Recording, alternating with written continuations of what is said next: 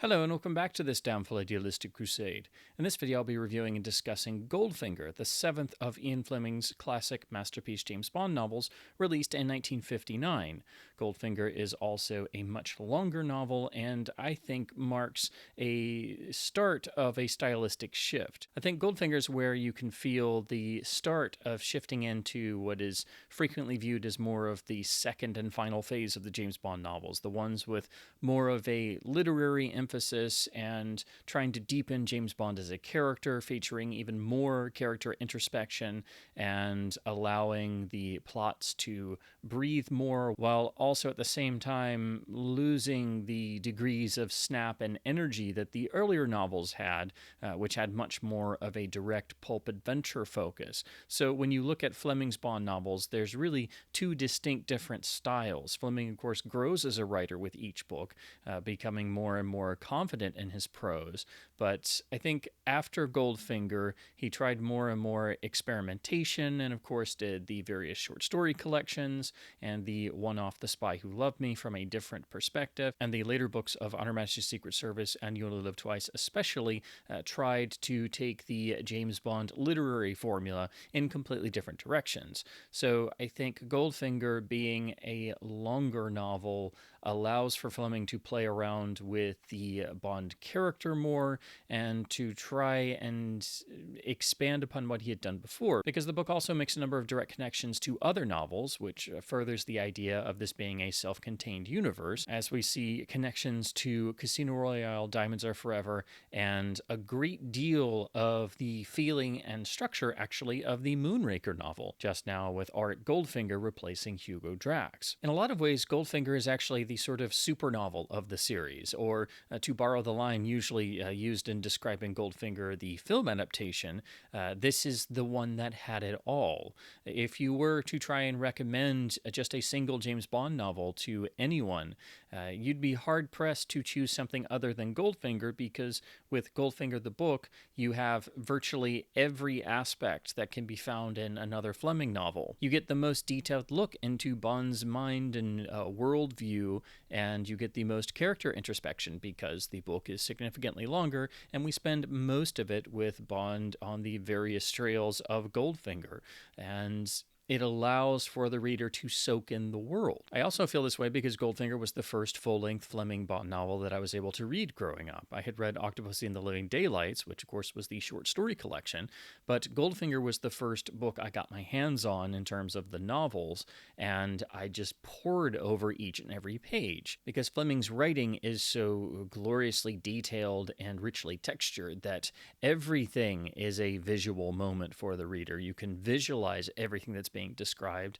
You can get the feeling of Fleming's prose, his sense of humor, his likes, his distastes, and how he is further crafting the Bond character and refining everything that had been in the previous books. But if you read Goldfinger and it's your first Bond novel, you get a crash course and the greatest description of the literary James Bond, most assisted by the fantastic opening, where Bond finds himself reflecting over a double bourbon on life and death in the Miami International Airport final departure lounge. And we get the flashback to the sequence in Mexico, where Bond was tasked with uncovering a drug smuggling ring that was smuggling heroin into London, which was getting to a lot of young kids, and so Bond is able to essentially shut down the operations by planting a thermite bomb essentially in the refinement factory. This is really the ultimate passage where Bond reflects about how he doesn't like killing particularly, or killing in cold blood, and how it leaves a particular distaste, and you get the sense from the opening of the book that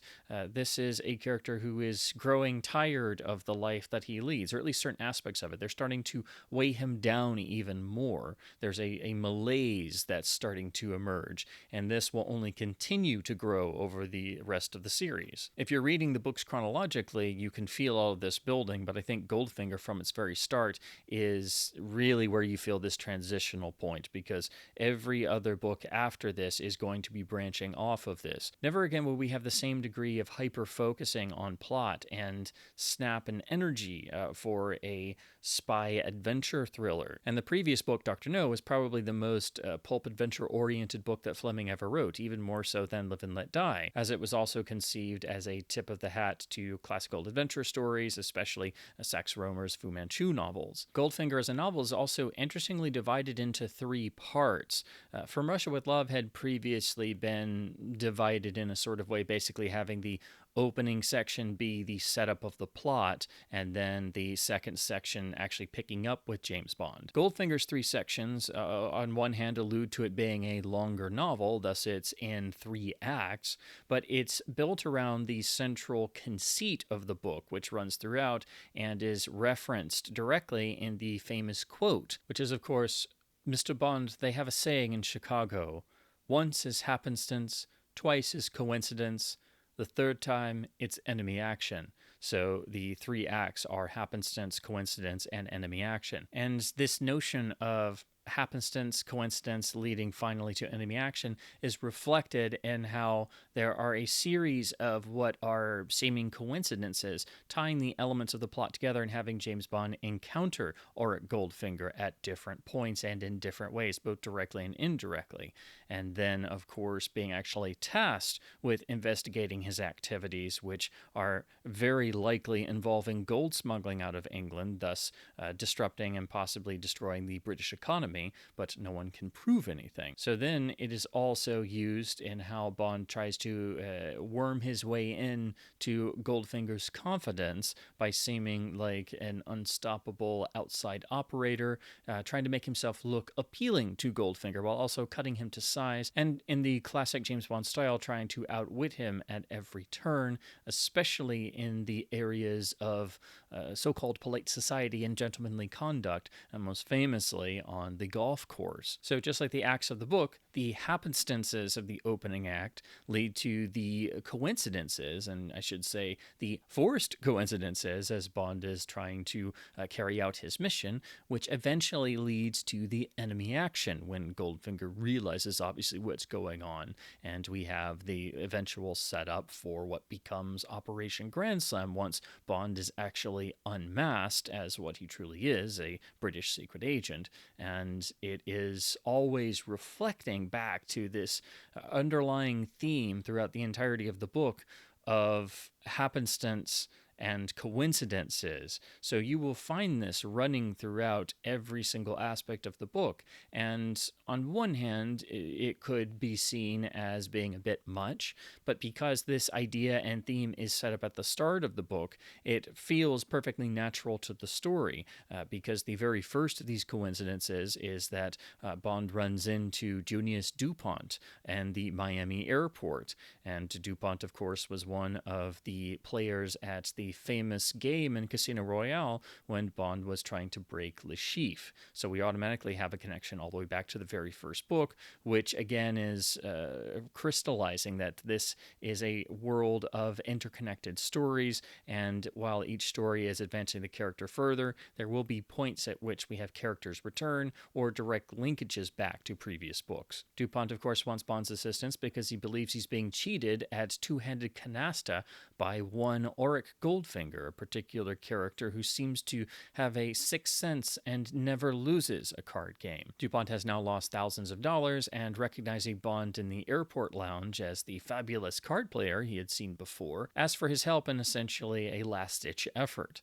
This gets us to the famous card game outside the Fontainebleau Hotel in Miami, the meeting with Auric Goldfinger, and eventually the unmasking of Jill Masterton in Goldfinger's suite, observing from binoculars from above and communicating about the cards in DuPont's hands via radio into Goldfinger's false hearing aid. Interestingly, the book takes its time in getting to this because Bond had been musing in the airport about just wanting to enjoy the soft life, as Fleming always writes about, the pleasures of life, and trying to get away from this malaise that's eating at him after the mission he had just been on had been successful, but at the very end required the cold-blooded killing of the Kapungo assassin in the streets, and how this is weighing down at Bond's soul. So he accepts DuPont's offer, and they go to Bill's on the beach and enjoy this over-luxurious meal of stone crabs and pink champagne, complete with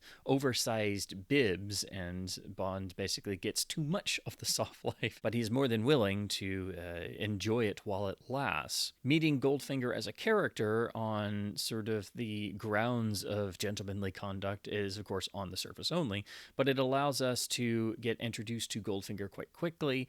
And also, since it's dealing with a crooked card game, this is really the first linkage back to the similarities with the Moonraker novel, as Goldfinger is very much a rich industrialist operating out of the UK, very much like Sir Hugo Drax. They are both cheated cards simply because they can, and they have some sort of compulsion to do so. But with Goldfinger, it's explained by him having this mania for making money at any and all opportunities. So it makes sense within the characterization, and none of the similarities to the Moonraker novel in Goldfinger are ever extremely obvious. They only become more apparent as you reflect on the novels as a whole and as you reread the book time and time again over the years. A lot of fans really enjoy the different feeling of Moonraker the novel, as it is mostly set in the English countryside. There's a slight feeling of a mystery to be solved, as Bond and Galibrand are operatives within the Drax Empire and have to uncover exactly what's going on in terms of Drax's actual operations and secret motives, and you feel that reflected in Goldfinger, particularly once Bond actually goes to Goldfinger's estate in Reculver, and we have these scenes inside the mansion, and essentially Bond has dinner at Goldfinger's. After the unmasking of Goldfinger's card activities, Bond takes the Silver Meteor back to New York with the lovely Jill Masterton, who shares a wonderful time with Bond, and against anyone reading this book's advice, decides to go back to Goldfinger because essentially the money is just too good. But we do get plenty of detail about what she actually does with and for Goldfinger, and even how she allows herself to be painted gold, as Goldfinger's mania for the precious metal is such that he not only has to possess great amounts of it, but it's as if he has to physically possess gold. And he himself is always working on a deep suntan and has flaming red hair, so along with the name Auric, it does suggest that he is physically himself trying to be as golden as possible. In one of the most striking parts of the book, we then see Bond on night duty at MI6 headquarters, so he's essentially working the desk overnight as a sort of refresher course that M wants all the 00 operatives to do. So he's essentially the one manning the desk, answering the phones, filing the reports, and we get the sort of day-to-day off-hours view of MI6 and what the operatives actually do. And you get to experience more of Bond's internal monologue and more of his likes and dislikes. This is where we get the famous lines about how Bond hates tea and views it as a cup of mud and only drinks coffee. And it's really amusing and fascinating to see Bond at work and the office environment, but late at night, and also underlining the fact that even in MI6, he himself is an outsider. Essentially on a whim, going back to the idea of coincidence that runs throughout the book, Bond decides to try and mock up Goldfinger's face on the Identigraph, which is the fabulous piece of machinery that MI6 uses to actually determine the identity of various individuals that agents may encounter during one of the operations they're on. As he files it away for records to get him information on Goldfinger, Bond is suddenly summoned to M's office, and in yet another coincidence, perhaps the greatest of the book, M essentially asks if he's ever heard of Auric Goldfinger, because that's who Bond is going to be sent after. And then Bond laughs and tells M the entire story of what happened. The plot really emerges here, as Bond's mission is to determine exactly if Goldfinger is smuggling gold and getting it out of the UK in order to sell it in other countries for vast amounts of money. He would, of course, be doing this illegally with British gold, and thus if the Bank of England could determine exactly how and why this was being done, they would be able to recover the gold and thus strengthen the British economy, which is in great danger if this unauthorized leakage is allowed to continue. They have tried multiple times, but have never been able to pin anything on Goldfinger, hence why they are now asking for the assistance of MI6, who are the division in charge of going into international affairs. We do get a good deal of information about the overall practices of gold smuggling and thus understand what it means for the British economy, because Bond is sent directly to speak with the representative of the Bank of England. This is where you get the fascination with gold that everyone has, and so every reader of this book can understand the importance of Bond's mission and the allure of the precious metal, and exactly why someone would want to smuggle it and how ingenious you have to be to smuggle gold. This gets us to the famous golf game, which is the central gambling scene of the book, and also shows how Bond is essentially playing a role, because he sort of sets up the scenario where Goldfinger shows up where he said he would normally be playing golf, and Bond is there right on time in order to have a game with Goldfinger, which turns into quite a substantial gambling moment as Bond allows it to be done for money and for a substantial sum, since he had taken quite a bit of money off of Goldfinger in Miami in order to repay Mr. DuPont's losses and also gain something for himself, even though he gave it to Jill Masterton. Now, the golf scene is, quite extended. It is really one of the centerpieces of the whole book, but it's also multifaceted because we actually get quite a bit of detail about Bond's early years, because he interacts with his old friends Alfred Blacking and the caddy Hawker, who knew Bond as a young boy or young man who used to play golf there and also try to always improve his game. And they were essentially individuals in his life in his earlier years when he was still searching for himself. And it gives us wonderful biographical detail about James Bond as a character without ever stopping the book for cramming in some exposition or this backstory. It's wonderfully layered in, and you get this extra facet for the entirety of the golf game because Bond is going back to somewhere he spent a great deal of time as a young man, so he's reminiscing the whole time. Now, the actual golf game is described in great detail, as Fleming would always do with these central games. You don't have to know anything about golf to be able to follow along, as I myself only have, the usual sort of basic understanding of golf, but everything is described well enough to explain the back and forth between Bond and Goldfinger and show how Goldfinger tries to cheat at every single turn and why none of the other members of the club actually want to play with him. And the suspense builds because there's a great deal of money on the line, and Bond has to win in order to psychologically outwit Goldfinger as well and mark another notch on his side of the column, basically saying, this man has bested me 2 times. He must be worth something. He has to be after something as well. So there are many reasons why Bond has to win, but it also becomes a matter of he has to win because he wants to win, because he wants to cut this man down to size. So it has all the elements of the classic gambling scenes in Fleming's novels. The difference here is that golf is not a game of cards, so it's an extended game, and not everyone has the same ability to understand all the nuances of golf as they are with a game of cards. It's a lot easier for the reader to understand all the ins and outs of a baccarat game as opposed to an entire 18 holes of golf with strict rules of golf. So the sequence has been criticized by some as going on for too long and not necessarily being engaging all the way through, but I think that's a bit unfair. I think it is a perfectly paced sequence because the game of golf itself does take longer and is extended. So like everything in this novel, you're made to feel the passage of time. You're put into Bond's each and every moment, and the character's introspection is allowed to sink in more fully.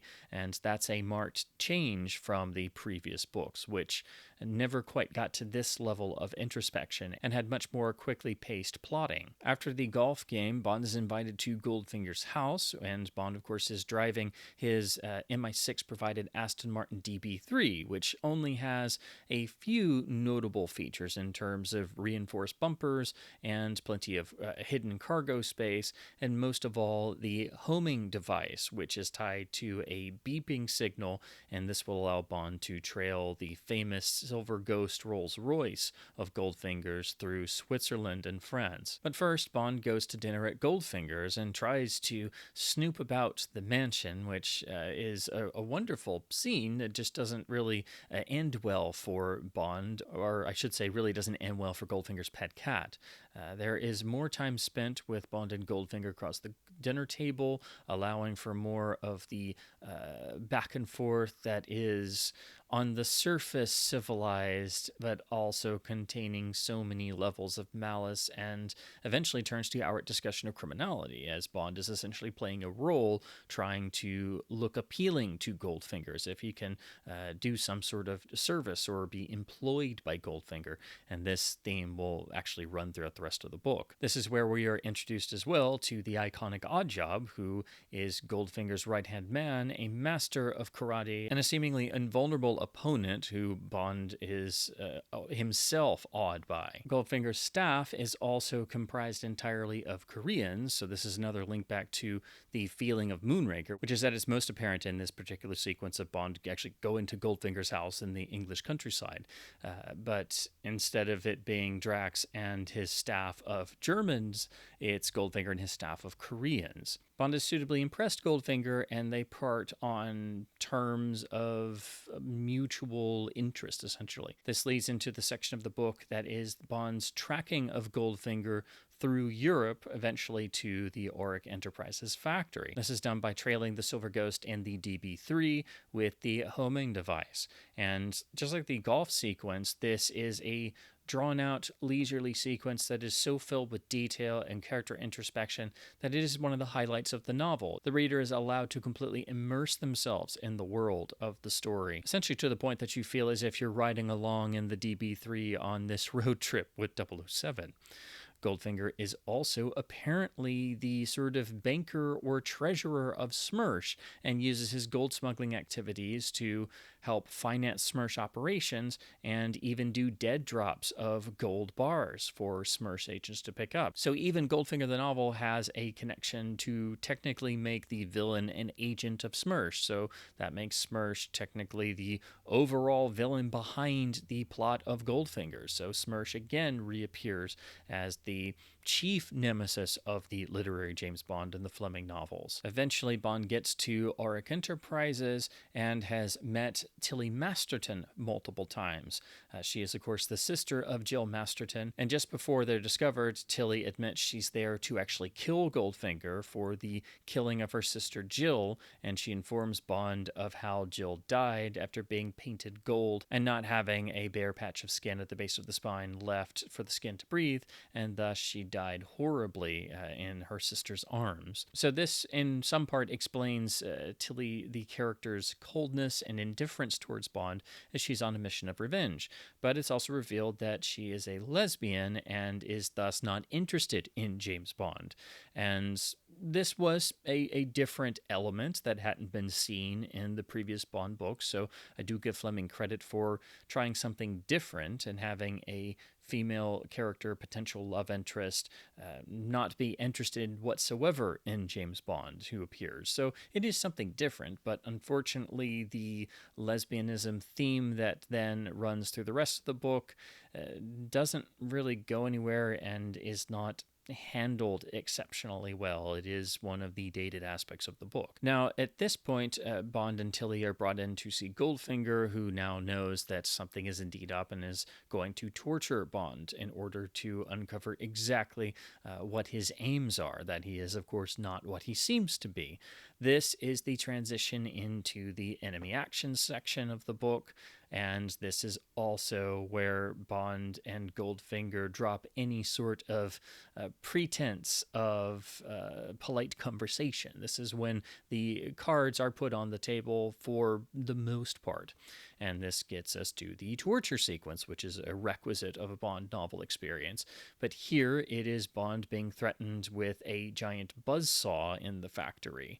And we get some really wonderful passages where Bond realizes there's no way out, so he first tries essentially a madman suicidal attack on Goldfinger physically and is restrained, and then In order to not give anything up, he then is essentially trying to will himself to die while being threatened with the enormous buzzsaw, which is probably the most classical Pulp Fiction image of the entire book, of hero being threatened by a giant buzzsaw moving up to cut them in two. So the entire book has built up to this point of now what is going to happen, where it is entirely in the villain's power to just do away with James Bond, and so another agent will have to try their best to see if they can stop Goldfinger. It's at this point where the continuation of the story and where the plot goes, it does take a bit of a left turn, and it is a point of contention with everyone who reads this book. I think it is handled well enough, and the book moves along with enough style and pace that you can sort of gloss over this, but it is a sticking point, because before the point of death, Bond does, in a last-ditch attempt, offer his and Tilly Masterson's services to work for Goldfinger. And Goldfinger sort of scoffs at this and says, "And what, get 2 knives in my back?" But then he apparently reconsiders this, so Bond actually wakes, interestingly, thinking that he's crossed over into heaven, and perhaps he'll meet all of his deceased former lovers, including Vesper Lynd, and they are directly name-checked, so it's another wonderful character connection back to the past novels. But he quickly realizes that he is, in fact, still among the living, and has been smuggled onto a plane and brought into the United States, still under the control of Goldfinger. Now, the idea of James Bond going to work for Goldfinger doesn't feel entirely out of place, because that's essentially the role he had been playing, of trying to impress Goldfinger to either then be included on a mission or given a job in order to then find out more about Goldfinger's secret operations and thus expose the gold smuggling. But Goldfinger is preparing what is revealed to be Operation Grand Slam, his great master plan that he's worked for years upon, and he has decided to keep James Bond and Tilly Masterton alive to be his secretaries and do paperwork and help keep up the paperwork in this board meeting that he's set up. And it does take some getting used to when you read the book, even when you've reread it like I have many times over the years, because it's just a rather bizarre feeling turn of events. And to be quite honest, both Bond and Tilly don't do all that much other than type the itineraries and make copies and keep notes at the meetings that take place. So for the potential risk factor of keeping these two alive just to do paperwork and be secretaries, it does seem like too much of a risk for Goldfinger to take. Although there is this continual theme of coincidence and happenstance throughout the book, and Goldfinger does admit that the idea amuses him, and he likes the idea of taking a risk, and it's really also that Bond has actually impressed him still.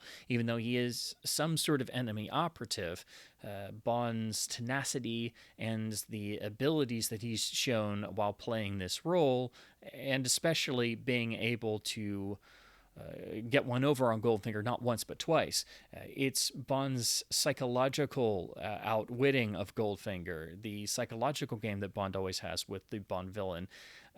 It's Goldfinger earning this sort of grudging respect towards who is his greatest adversary. I think that's really the factor that plays into his decision to keep James Bond alive, because it also gives him a bit of a psychological thrill of having this man under his thumb and being able to explain what his actual plot is with Operation Grand Slam to the one man who can appreciate it, which is the sort of classic James Bond villain line. So in the literary Bond world, this is probably the greatest example of the common question all audiences have of, why doesn't the villain just kill James Bond? Why does he keep him around and tell him about his plan?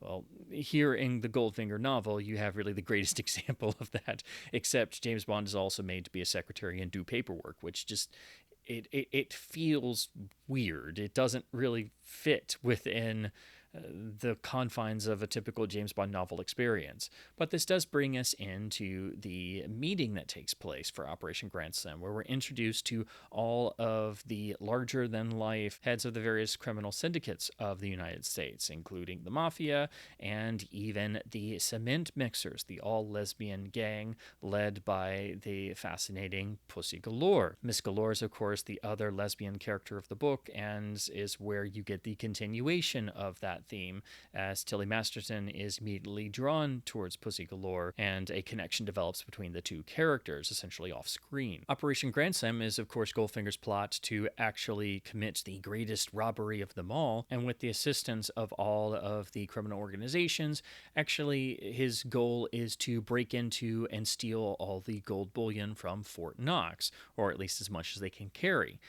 This seems a larger-than-life, absolutely impractical scheme, although Goldfinger lays out his meticulous plotting in order to actually get there under a cover story and have the means to get away with the gold in various different fashions, and allowing it to be divided up with billions of dollars going to fund various criminal organizations in the U.S. So the sort of Smersh victory in this whole caper is multifaceted. Not only will they be able to finance their operations and work against the United States while dealing an incredible economic blow to the U.S., but they will have funded all these various major criminal organizations to carry out their activities for seemingly the rest of time, and thus have essentially created all of these new problems within the country that they're directly opposed to. So on paper, it's an ingenious plan, and it also involves the unfortunate killing off of everyone around the base using poison in the water supply. What's most fascinating about all of this is how Bond is involved in the proceedings and is having to try and think his way out of this, as he is a prisoner and has no recourse other than to follow along with Goldfinger's plan and try to keep himself alive until possibly being able to get word out. So, like Moonraker, it is James Bond put in a sort of helpless situation where he realizes all of this is on his hands, and how can he possibly stop the villain? So in spite of the inherent issues with keeping Bond alive to be a secretary and taking risk when it really was ill-advisable to do so, the last act of the book does work well and builds all the way to actually managing to get to Fort Knox, and each aspect of Goldfinger's plan goes like clockwork, and this builds the suspense and shows the audacity of the villain. The issue becomes that when you actually stop and think about what Goldfinger proposes to do, it's physically impossible because gold is quite heavy, it is quite bulky, and even with all of the meticulous plotting that Goldfinger goes through and the ability to actually get to Fort Knox and actually blast their way into the actual vaults, the rest of the plan doesn't quite work. And so once you realize that, or if you stop and think about that, it does limit the effectiveness of the last act of the book, because the plot is actually quite implausible. Not the ins and outs of it, not the setup and the suspense and the various covers that Goldfinger comes up with. That is brilliant, and so that's why the ending act still works. But it does become a problem, because when you think about it and realize the villain can't possibly do what he's setting out to achieve, the best he can do is sort of blast his way into Fort Knox, and maybe they can get away with some gold. It does limit the overall final act. Interestingly, though, when we actually get to Fort Knox, it is a bit anticlimactic, because we've built all the way up until what seems like the 11th hour, and they're about to blast their way into Fort Knox with a nuclear missile, when all of a sudden the various American forces show up, and we realize that Bond's sort of Hail Mary message left, interestingly, in the toilet seat of the airplane that they take earlier in the book, has gotten through to the right officials. And hope beyond hope, it's essentially been a setup to get Goldfinger to bring all of the gangs right up to the gates of Fort Knox. And so as the reader, you get basically all the way up to Fort Knox, and then you don't actually get to go inside. So that's why it's a little bit anticlimactic. In the short battle that erupts, unfortunately, Tilly Masterton is killed by Oddjob, and the fight we've been waiting for finally begins with Bond and Oddjob. But even that is cut short, as Goldfinger and Oddjob are some of the only ones able to escape, along with Pussy Galore. And we then have a sort of wrapping up of loose ends as Felix Leiter is reintroduced and is essentially the point man between Bond and the American forces. We even see a reappearance of Felix's classic Studilac, as seen and described in Diamonds Are Forever, the novel. And essentially we then have the sort of postscript or tag ending that would be commonplace in the films or develop in the films, the sort of final danger after the climax of the third act to end the film on a high note. Well, that sort of idea really begins in the books here. There had been similar moments in some of the past books, but this was the first time there was a distinct, oh, well, I guess that's the end. It doesn't feel quite satisfying, because Bond himself feels dissatisfied by the case not being fully tied up and Goldfinger having gotten away, essentially. But we then have the actual tag ending where you do have the final confrontation between Bond and Goldfinger on the runaway plane, and the iconic sucking out of a character into space with depressurizing the cabin. So the ending is sufficiently larger than life and has the iconic moment in it, but it's interestingly Oddjob, not Goldfinger, who has this happen, because the fate reserved for Goldfinger is actually really even more striking in a way, because as is sort of hinted at earlier, Goldfinger gets to Bond in a particular way that no villain quite has before. In terms of the character in the book, Goldfinger is quite... He could almost be said to be machine or robot-like in ways. He's always described as having a sort of eye that bores a hole right through you, like an X-ray camera taking an X-ray image of you. He's incredibly brilliant. He's able to mix with the elements of high society, of course, but that's really not his goal. He just, of course, loves gold and loves acting as an operative of SMERSH against the British and American societies for various reasons. So as a villain, he's not one that can be really reached emotionally, so that limits Bond's abilities to sort of mess with him psychologically. It's really his getting the best of him twice in the book that is all Bond can do. So earlier in the book, when there were no choices left, Bond literally hurls himself at Goldfinger to attack him, and that doesn't go very well. So in the finale of the book, the actual elimination of Goldfinger is described as Bond going berserk, and they essentially try to throttle each other to death as Bond is trying to stay conscious in the plane that's going down. And then the final pages of the book find Bond and Pussy Galore enjoying some time together with what Bond describes as the TLC treatment, and essentially gives us a sort of final fade-out clinch of the two characters, or Bond and female companion, enjoying each other's company to close out the book on that particular note.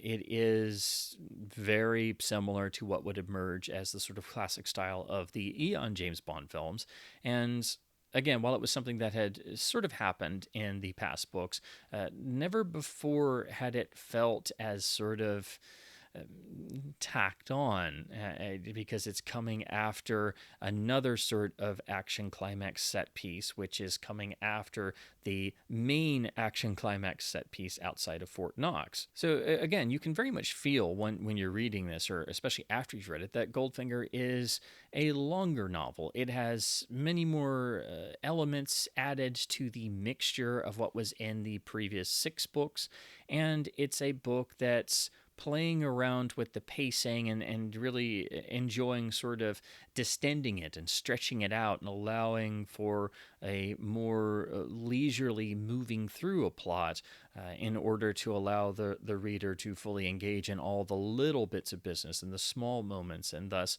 it's one of the most character-focused books in the series. That's not to say it's without its issues. As I've pointed out, the two real points of plot contention that everybody has with it is that Goldfinger decides to keep Bond and Tilly alive to work as his secretaries, and that's what dooms Operation Grand Slam in the book. And so it makes Goldfinger seem kind of like an idiot in a way.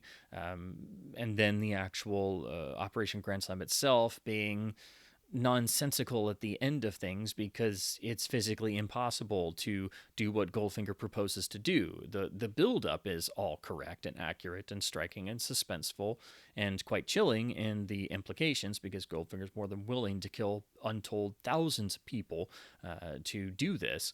But the actual physical removing of all the gold, even though he's also using a freight train as part of the scheme, it simply doesn't work because it's physically impossible to do in the amount of time with the resources that are there. Yet again, I would point out that the book moves so well and Fleming's prose is so beautifully constructed and so hooks and engages the reader that in spite of these inconsistencies and thus what I think is a weaker third act compared to the stronger first two acts, it's still a satisfying conclusion and everything flows. So I think you can actually look past those two particular points of contention when you're reading and rereading the book. So it doesn't mar the book, but they are two notable elements that I think everyone who's ever read Goldfinger does find themselves thinking about after they finish, and it's something that fans have discussed ever since. Now, of course, this book was written and published in 1959, and like Fleming's other Bond novels, does contain a number of dated elements. Here in this book, it's really two elements that are there. The first, as I've alluded to, is the usage of lesbian characters and how at one point Bond sort of muses to himself a very extraordinarily outdated and not accurate mode of thought about how lesbians are perhaps that way because they are essentially in the text it's described as people who are a bit mixed up, and it's a very outdated and inaccurate view of other people. It's obviously something that was probably much more commonplace even in the 1950s and how homosexuals were viewed by others, but it is, not the most pleasant thing to read about. However, it should be pointed out that Bond is essentially cut to size a little bit by Tilly Masterton rejecting Bond's advances outright, and Bond admitting that obviously she is not interested in him, and so his energies would be best directed elsewhere. So again, it should be said that Fleming is trying to do at least something a little bit different with one of the potential love interests in the book, and that she does essentially stand her ground and has no interest in James Bond in that way. But she's also more of a minor character, so she doesn't really get all that much to do. The issue comes to the fore with the Pussy Galore character at the end of the book, as she is described as essentially being a character who grew up in the American South, and due to being assaulted by relatives, that's what sort of pushed her into becoming a lesbian and having a chip on her shoulder, and that before Bond she had never met a man before, and this is where we get the dialogue about Bond saying she just needs the TLC treatment, and thus they're able to close out the book enjoying each other's company. The way this is done is more than a bit cringy. It's, of course, within the realm of possibility that a character might decide to spend time with the opposite sex, even though that's not typically what they would do. But it's the way it's handled, and this theme that runs through really the second half of the book with these two characters is something that all literary critics pick up on, and it is definitely extraordinarily dated and does cause the modern reader to cringe while reading along. It's essentially a very not at all nuanced view of homosexuality, and One would have wished, if Fleming wanted to have lesbian characters in the book, that they would have been at least a bit more three-dimensional. The other element is not as often discussed. It is much more minor, but it's actually about Oddjob and the other Koreans that work for Goldfinger. They pretty much stay in the background. Only Oddjob is named, and the Koreans are essentially, as we eventually see in the Goldfinger film, they sort of have uniforms and they're sort of in the background and sort of nameless and faceless operatives. Again, like the other Germans in the Moonraker novel working for Sir Hugo Drax. Now, the Bond novels have been accused of having elements of racism and ethnic stereotyping in them. That is, of course, partially because they are works from the 1950s with some outdated modes of viewpoints and thoughts, and so they are intrinsic to the times in which they were written with certain prejudices that existed then. But here in Goldfinger, there's an odd inclusion because there are several points where Bond, in passing, refers to Oddjob and the other Koreans who work for Goldfinger as, well, I mean, it is actually in the text, as being like apes. That's the word that's used. And it pops up once or twice after that because Bond actually refers to Oddjob as an ape. It's meant to get a rise out of Oddjob, as he's essentially watching over their every move while they're operating as Goldfinger secretaries, which is just still a bizarre thing to try and visualize. Now, the sort of bickering and trying to irritate Oddjob in order to perhaps find a means of escape or something, that's understandable in that sense, although the word choice is, of course, unfortunate. But it's this idea that perhaps for some reason, James Bond has at least in this one novel, has a particular disdain for an ethnic group. It's very off-putting and seems very out of left field. It is definitely a cringy moment. It could be that Fleming was trying to have Bond referring to how the Koreans work for Goldfinger and are sort of nameless and faceless and are perhaps maybe sort of machine-like in how they operate and don't really seem to have a personality.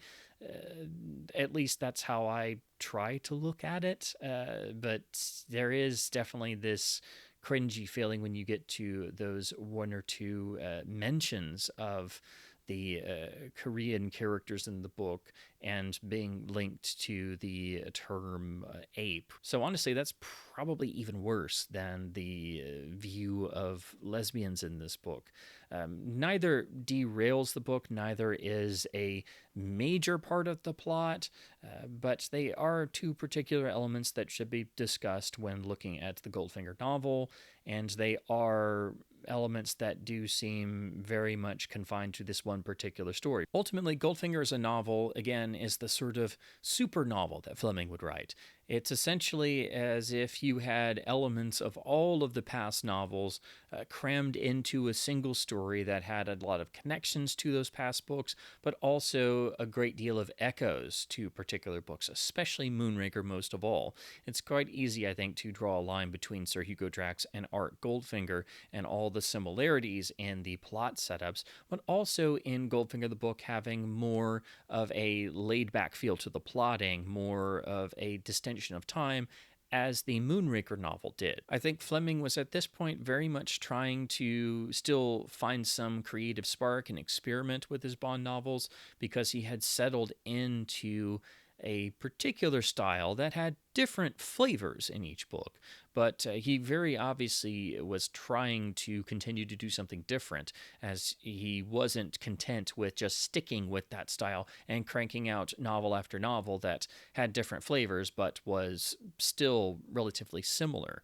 So, like From Russia with Love, this is split into different acts and takes a different approach of getting Bond to his actual mission, even though it is very much echoing the events of the Moonraker novel. And this being 1959, Fleming was trying to get a James Bond film adaptation or film project off the ground, so there's the potential that perhaps he was trying to come up with something a bit more grandiose, a bit larger than life, and a story that was bigger in order to perhaps interest film production companies or generate some plot ideas to have something that would be more interesting or more appealing to a film adaptation. My own feeling is that Goldfinger the novel is very much a crossroads for the James Bond novels. This is really the sort of turning point, because the next published Fleming work after this would be For Your Eyes Only, the short story collection, so we wouldn't have another traditional novel directly after Goldfinger.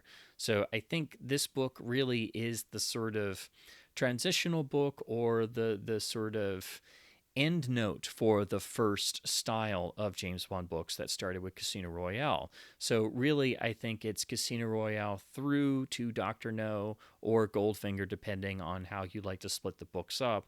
And then you have the start of the transition period into the second style of novels that run through the end of the series and Fleming's death in 1964. It is really helpful to read the books in chronological order, because you're able to grow along with the character and feel the passage of time and how the character develops, but most of all, how Fleming develops as a writer. With each book, he gains even more confidence and a desire to experiment more and more and take the character down different pathways. So if you're reading the books, it is helpful to read them in chronological order. But if you were to just recommend a single book to someone who had never read a Bond novel before and they wanted to get the full literary James Bond experience, Goldfinger really is the best book, because you get to spend the most time with James Bond reflecting on himself and his place in the world, his likes, his dislikes, his prejudices.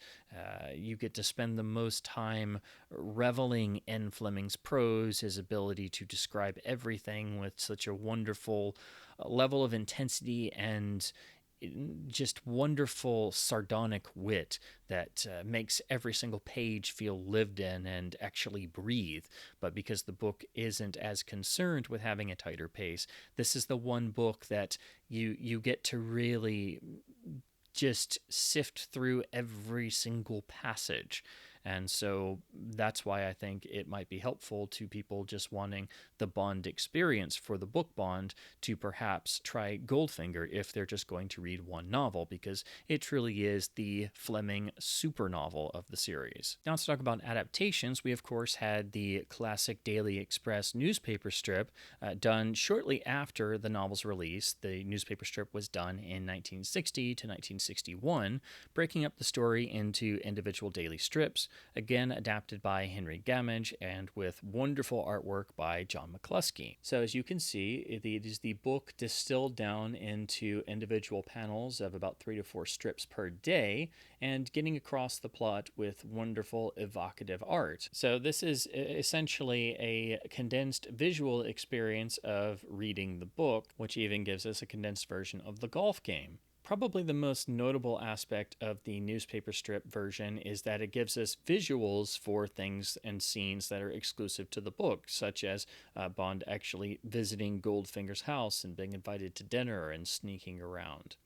Or, of course, being threatened with the giant buzzsaw. It's a good adaptation of the book. It's, of course, not advisable to read start to finish, as it was meant to be split up into daily reads, and so there's a lot of exposition between things, so readers could pick up the story if they had missed all the other strips. But I would say, like most of the other Express strips, it is very much just an abridged version of the novel. It reads in exactly the same way, so if you're already familiar with the novel, the only real fun is the wonderful artwork, getting to see the 1950s and 60s visualization of Bond before the films in the form of the iconic McCluskey rendering of Bond, which is much closer to the sort of refined Superman image that people think of when they think of the film James Bond. And in fact, McCluskey's version of Bond was very much on the producers' minds in starting the films, and the strips were used as a reference as people were more familiar with those than they were the books a lot of times. But the actual adaptation of Goldfinger is very much like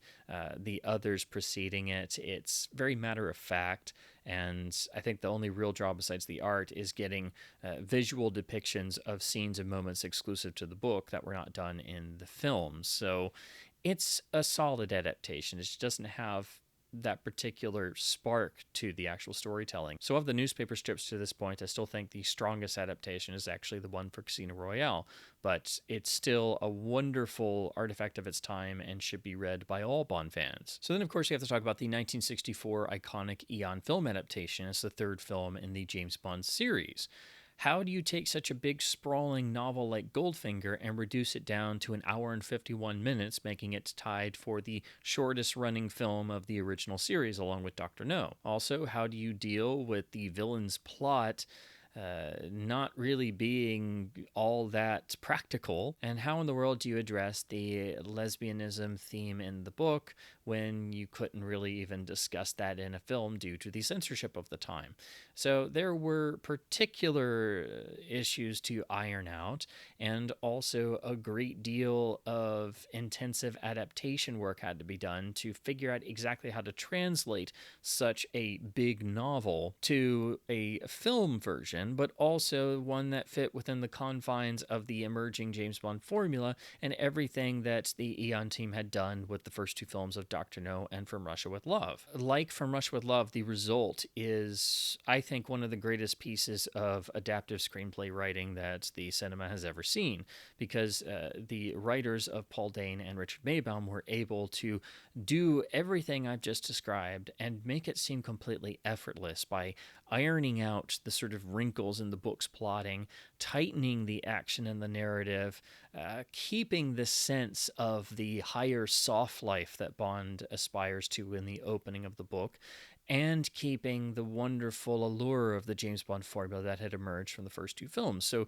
Goldfinger, as the third film, fits with the first two films that preceded it. It built upon their success, and of course was released to essentially take the world by storm and erupt the spy craze of the 60s and what became quickly termed Bond mania. The film also had a greater focus on gadgetry and a refined sense of humor, which was, of course, partially due to the involvement of Paul Dehn and his particular brand of British humor, but also the switch in director to Guy Hamilton, who was a more polished director than Terence Young and had a completely different sensibility when it came to James Bond.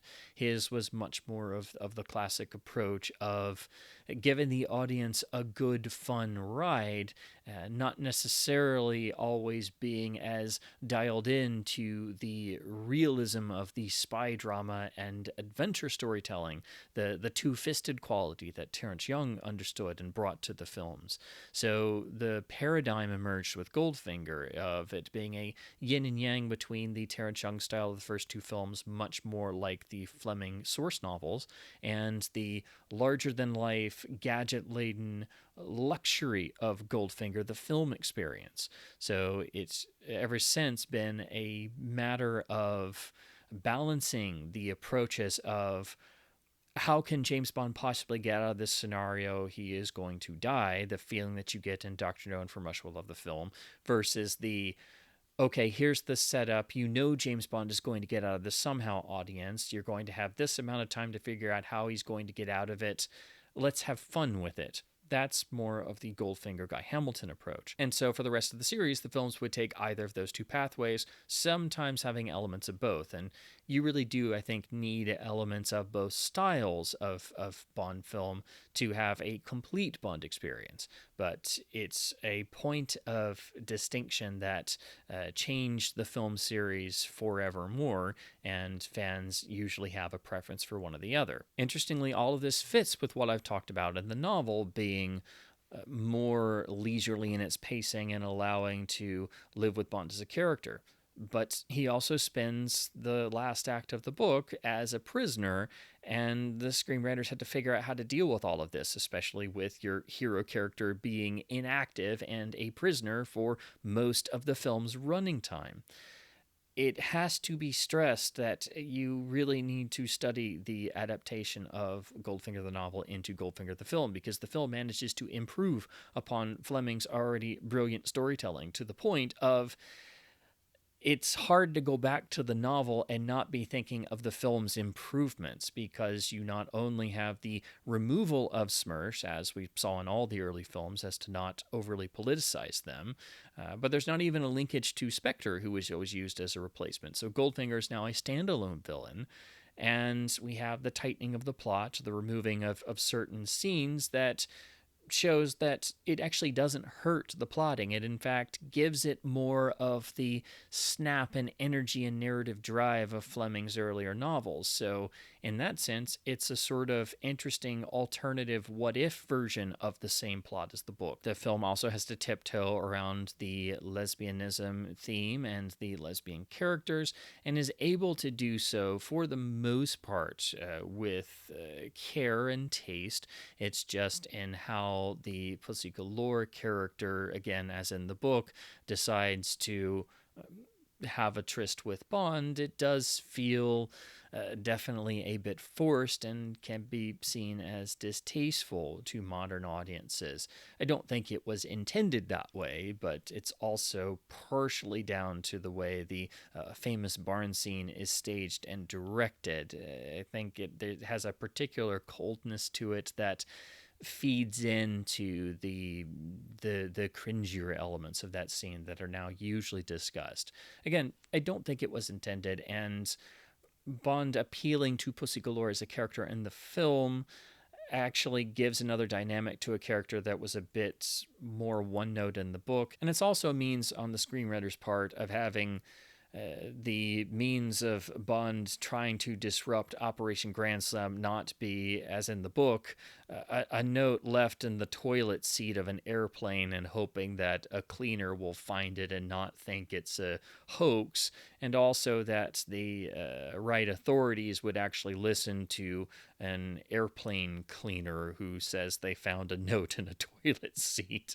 So it serves multiple purposes, but that is probably the one moment in the entire film that canon should be analyzed and discussed is not working 100%. But it is going back to a key theme of Bond's character, that his greatest weapon is himself, his persuasiveness, his charm, and especially his abilities at succeeding, shall we say, with the opposite sex. So it's in keeping with Bond's character. It's just one wishes that particular moment in the film was handled a bit better. But the absolutely vital change, and I think one of the greatest moments of screenplay adaptation in the entire history of the medium, is managing to fix and resolve the issues with Operation Grand Slam and Goldfinger's plot, and allowing Bond to be the one to figure this out, and thus giving him something to do while being a prisoner, and continuing the psychological one-upsmanship between Bond and villain, and giving us basically another scene like the golf game.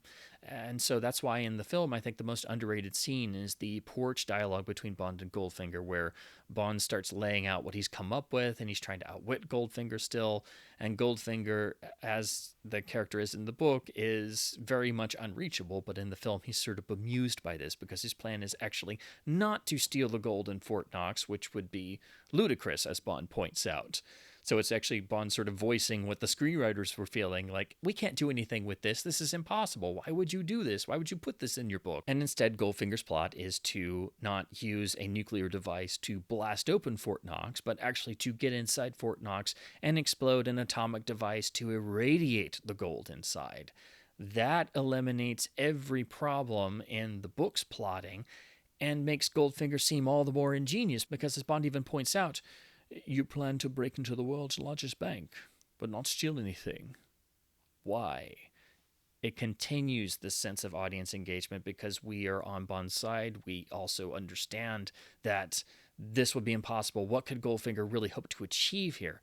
and it increases our fascination with the character and continues the ticking clock of suspense, because we know that there is seemingly no way out of this, and Bond is stuck riding in on the false Red Cross trucks into Fort Knox because Operation Grand Slam will be successful, and there's seemingly nothing he can do about it. So it increases the suspense. It removes any of the logical issues with the ending act, and we actually do get inside Fort Knox, where Ken Adam gets to go hog wild and create one of the greatest sets in film history, because no one knows what Fort Knox looks like inside, so he was able, to Cubby Broccoli's urging, to build a cathedral of gold, and it gives us one of the great film sets and a perfect setting for the confrontation between Bond and Oddjob, which is another important improvement over the novel, because the fight between Bond and Oddjob is over in not even a full 2 pages, and it's underwhelming because we've waited for that confrontation ever since Oddjob was introduced. How will Bond be able to defeat this character who's seemingly invulnerable?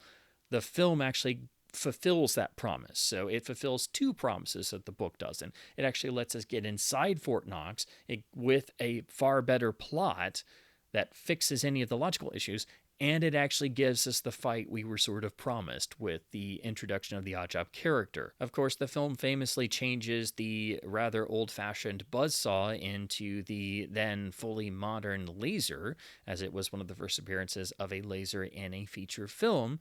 Another sign of the film's always looking to developing technology, and Richard Maibaum always trying to not have old-fashioned Pulp Fiction elements or things that have been done to death appear in the films to date them, keeping the same conceits in terms of the plotting, but always striving to not have the films ever seem old-fashioned or have something that was old hat. And then we also do get the tag ending, as we see in the book, but it's now without Oddjob, who's already been dealt with, and we get the same sort of climax. So you see every element of the book reflected, and it's as if the book itself has been streamlined, completely honed, and like gold itself, the novel has been refined into the sparkling luster of the gold brick of the film.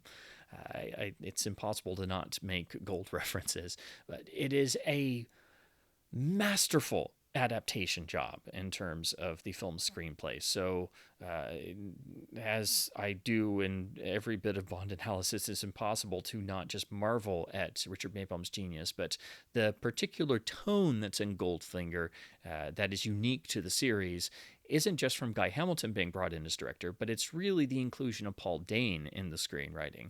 His particular sense of humor was very British and very refined, but also a bit whimsical. And his writing voice is in Goldfinger, and it's the only film he ever worked on in the series. So Paul Dane's involvement, I think, is the one thing that makes Goldfinger stand out even amongst all the Bond films. It's a particular voice that's only in Goldfinger.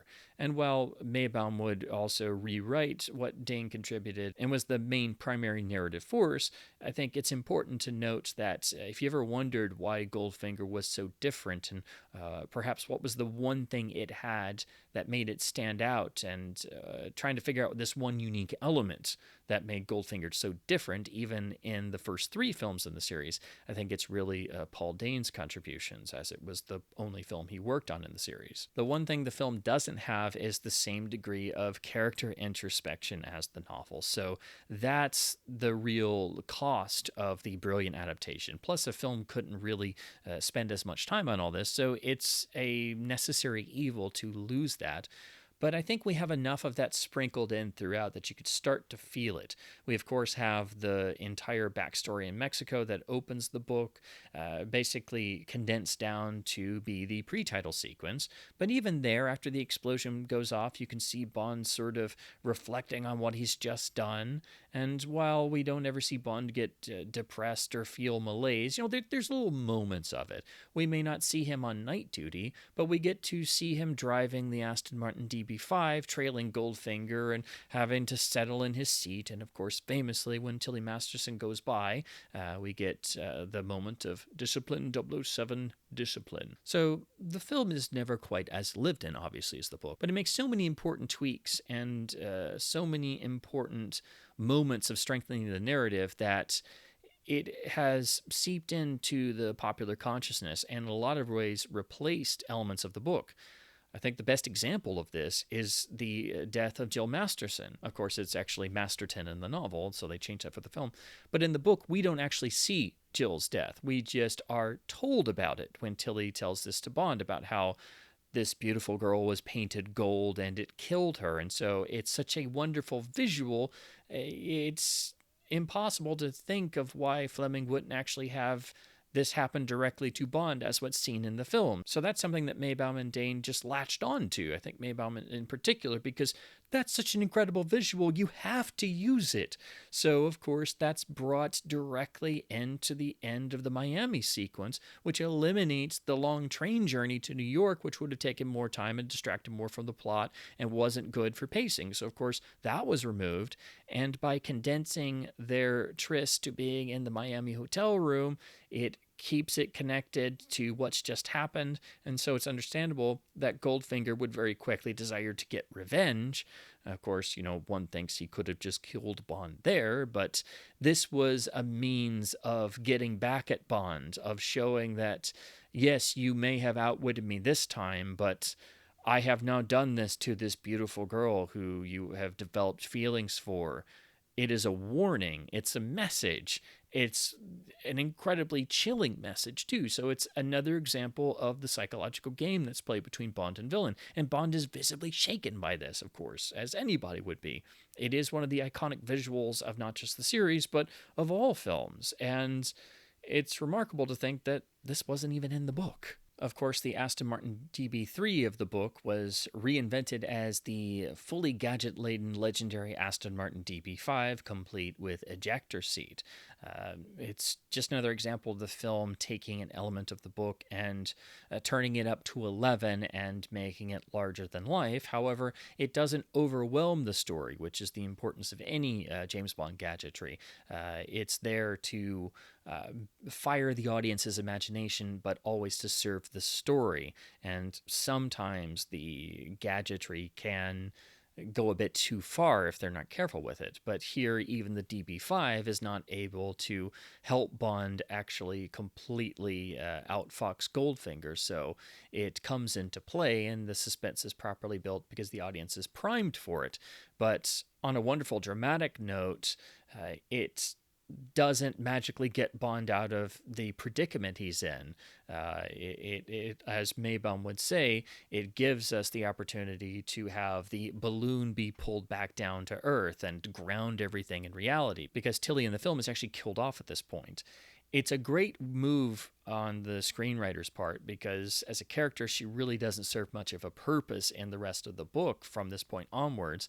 And it's also fulfilling how her character died in the book and how it does emotionally get to Bond, because he did feel something for this character, and no one should die in this particular manner of being, nearly decapitated by Oddjob's hat. But it fulfills her character arc in the book much more efficiently by doing it right then and there on the grounds of Auric Enterprises. So ultimately, I think the film is better than the book in a number of areas and eliminates the plot inconsistencies and improves Goldfinger's plot to such a degree that it's hard to not imagine the film's improvements and changes when you're reading the book or even just thinking about the story. And so reading the novel is a bit of a surprise if you're only used to the film, because it's richer in areas, but it's also completely different in areas. But Goldfinger, the film, is a masterful adaptation of a novel. I think it is without question one of the greatest adaptations of any novel ever seen in the cinematic medium, and it should be studied in film schools or screenwriting classes along with the script for From Russia with Love, and is another sign, if you didn't have enough already, that Richard Maibaum really was the backbone of the Eon James Bond film series, really was the brain of the cinematic James Bond, and no one will ever be able to as beautifully translate Fleming's written word to the silver screen. In terms of other Eon films, the major element of the Goldfinger novel that was later utilized was the Identigraph, which turned up in For Your Eyes Only, where Bond goes to identify Locke, and of course it's Q operating the machine instead of someone at records, but that's where the Identigraph turned up in the films. There's also, of course, the radio drama adaptation done for the BBC as part of the ongoing series adapting each of Fleming's novels into radio drama form. This is, of course, from the same team, so Toby Stephens returns to portray James Bond on the radio, and we see Sir Ian McKellen as Goldfinger with Rosamund Pike as Pussy Galore. This, of course, gives us an interesting reunion of sorts between Stephens and Pike, who, of course, were the villains in Die Another Day. Like the other adaptations, this is a very abridged version of the novel, as it has to fit within the confines of a shorter radio drama, and it is of course audio only, so there has to be extra bits of dialogue and exposition in order to convey things, because it doesn't have the space that a novel does, and it is not including any visuals, so it has to be translated as well as adapted. I do think it's an overall effective adaptation given the confines of the radio drama form and the relatively short runtime. Like the other radio dramas, it's a fun and engaging enough listen, but it does make a number of tweaks and changes that aren't always for the better. The opening is rather interesting because they play around with the order of events, and we actually start with Bond on night duty, and in the M office scene, he actually recounts the entire events of the opening sequences. So it's similar to the opening of the book, but structured a little bit differently, and the whole episode in Mexico with the drug smuggling is there, but it's played down much more. Other than that, we pretty much have the book's plot replicated in all of the events, meeting with Goldfinger, the crooked card game, the tryst with Jill on the Silver Meteor, the meeting of Goldfinger and the crooked golf game, dining at Goldfinger's house, even though that's very abridged, and then, of course, trailing Goldfinger across Europe, meeting Tilly, being captured, and being made Goldfinger's secretaries, while meeting the various gang leaders, and, of course, the climax with Operation Grand Slam. So it is overall retelling the entirety of the book's plot, just in highly condensed form. It does have a little bit of the lived-in flavor of the book, so I think it does replicate the tone very well. It does deal with the two inherent issues of the book, the two dated aspects, the lesbianism theme, and how the Korean characters are acknowledged once or twice. It basically does away with that entirely, and it tries to basically sidestep all of the lesbianism subplot theme that's in the book, like the film does. Basically, the events are the same, but it tries to downplay that. And so in the final moments, as in the book, you don't have that same inherent oh dear quality. There's also the inclusion of a little bit of extra humor, which doesn't always land. That's similar to how the other radio drama adaptations are. It is a little bit weird if you're used to the book and the film getting this different rendering, but everything done does make sense in terms of having to adapt it for the radio medium. I think Toby Stephens again gives a great performance as this version of the literary Bond, and I think most striking is Rosamund Pike as Pussy Galore, because she does a southern accent as the character is originally from the South. It's a great accent and rendering, and even though Pussy Galore doesn't have all that much to do in the story, and it's really more of a supporting character, she is really good in the role, and I love this proper rendering of Fleming's character. So I think her performance is actually the most striking. Ian McKellen as Goldfinger is very good and plays the part well. It's just not quite the way I ever envisioned Goldfinger in the book. You lose that sense of the slight emotionless machine quality, the man with the X-ray camera eyes that is unreachable, and someone who infuriates Bond in this particular way. That quality isn't really there, because McKellen's portrayal it retains that sort of gentleman villainy, and there's a sort of whimsy in his voice that in the film version Gert Frobe only had in certain moments. He retained that sort of machine-like coldness that was so striking in Fleming's description of the character. That's why I think the film version of Goldfinger, the characterization, is a perfect representation of the book, whereas in the radio drama, I was missing that. I think the characterization of the villains is the one thing that is a continual issue in these radio dramas as I listen along to them. Sometimes they make certain creative choices, shall we say, that I don't think work at all. And in particular for the radio version of Diamonds Are Forever and Dr. No, I think it is the worst aspect of those. Here, it's perfectly fine and serviceable, and you've got one of the great actors and a big name playing Goldfinger, so it's fun in that sense to hear this particular take on it. I just wish there was a little bit more of the cold menace and detached quality of Fleming's characterization. The other thing is that Oddjob is here, and because it's the radio, he actually has some dialogue snatches.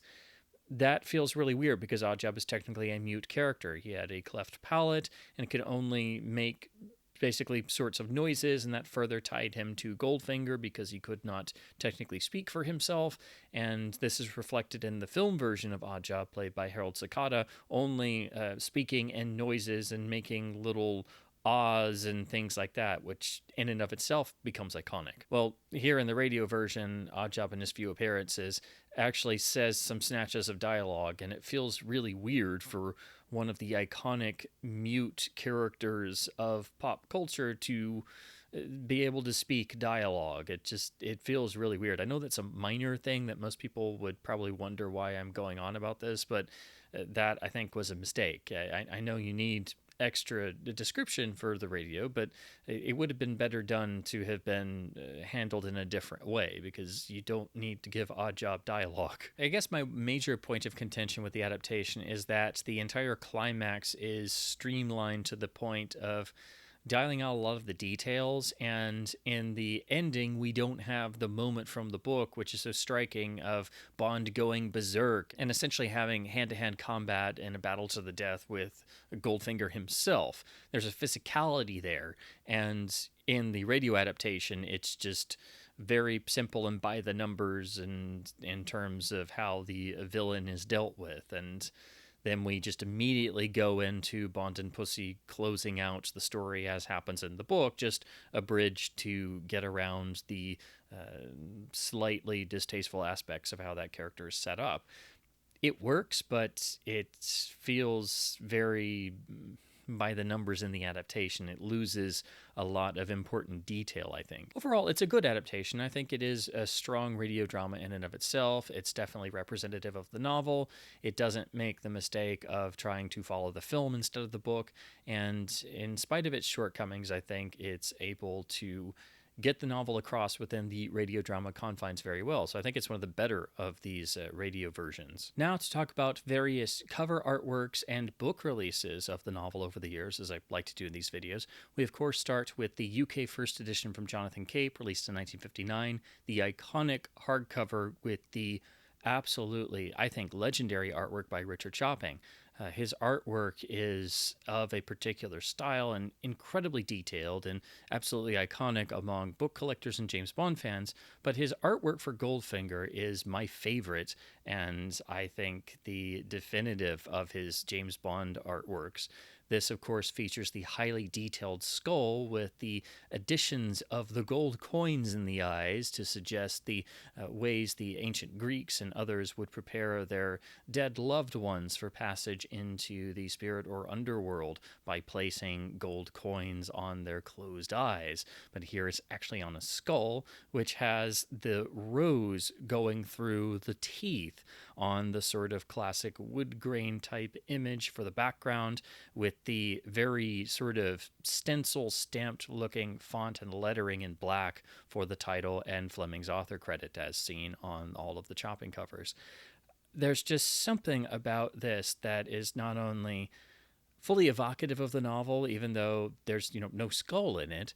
It suggests the themes of the book, the adventure, the allure of gold itself, the constant threat of death, the flower essentially giving us the tinge of romance that's in every aspect of a James Bond story. It is so completely striking, and while it's never as discussed as Chopping's most famous cover for From Russia with Love, which also features the rose with the highly detailed revolver, this for me is my favorite of Chopping's work, and I think his masterwork amongst his James Bond covers. It's of the same style, but it is, I think, one of the great striking images of book artworks. It's been the lock screen on every smartphone I've ever had because it is a perfect symbol in a single image of every aspect of the allure of the James Bond character, of the world of James Bond. If you had to distill it into a single image that gave the adventure, the romance, the danger, the excitement, the larger-than-life qualities, the sardonic humor of Fleming, all of that, I think, is condensed in this one image. So if I had to choose the one book cover that so perfectly summarized the entirety of the James Bond experience and why the character is so iconic, it would be this single image of Richard Chopping's painting and cover for the first edition of the Goldfinger novel. Like some of the UK first editions, the US first edition actually was smart enough to reuse such an outstanding piece of artwork. So the US first edition also uses the iconic Chopping artwork of the skull with gold coins and rose. So the US got this instead of a custom piece of artwork as most of the other books did. To stick with hardcover editions for a second, there is a really striking cover that was done for the 1960 UK Book Club edition. Now, this has what seems to be Jill Masterton on the cover, along with Auric Goldfinger in a highly stylized form in profile. And this has a really striking usage of black, white, and what seems to be a gold or bronzed gold aesthetic. It's also split up in a really striking way, so we see all the colors directly opposed to one another with this block sort of shadow aesthetic, and I just love the stylization of this. So there were a number of UK and US book club editions that had unique artwork, but I just felt this one was really well done, and it kind of takes the place of some of the striking US alternate first edition artworks, since the US first edition merely reused the UK artwork.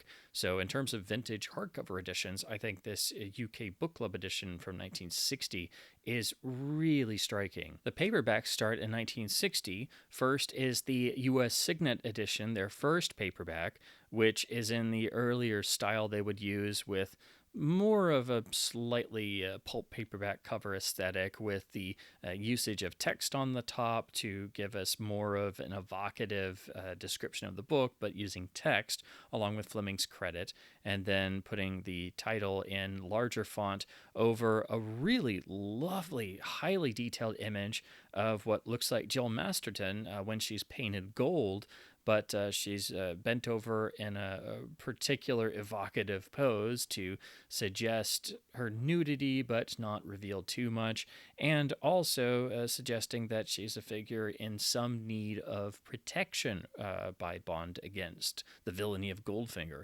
And it's completed across the bottom by having basically a depiction of the long car chase, or the tailing sequence, with the long tail on a ghost, as one of the chapters is called, of Bond following Goldfinger across Europe. But here the headlights are on, suggesting it's night, and it looks like there's an affectation of trying to give the car a sense of speed, trying to make it look more like a chase as opposed to Bond tailing Goldfinger with the homing device.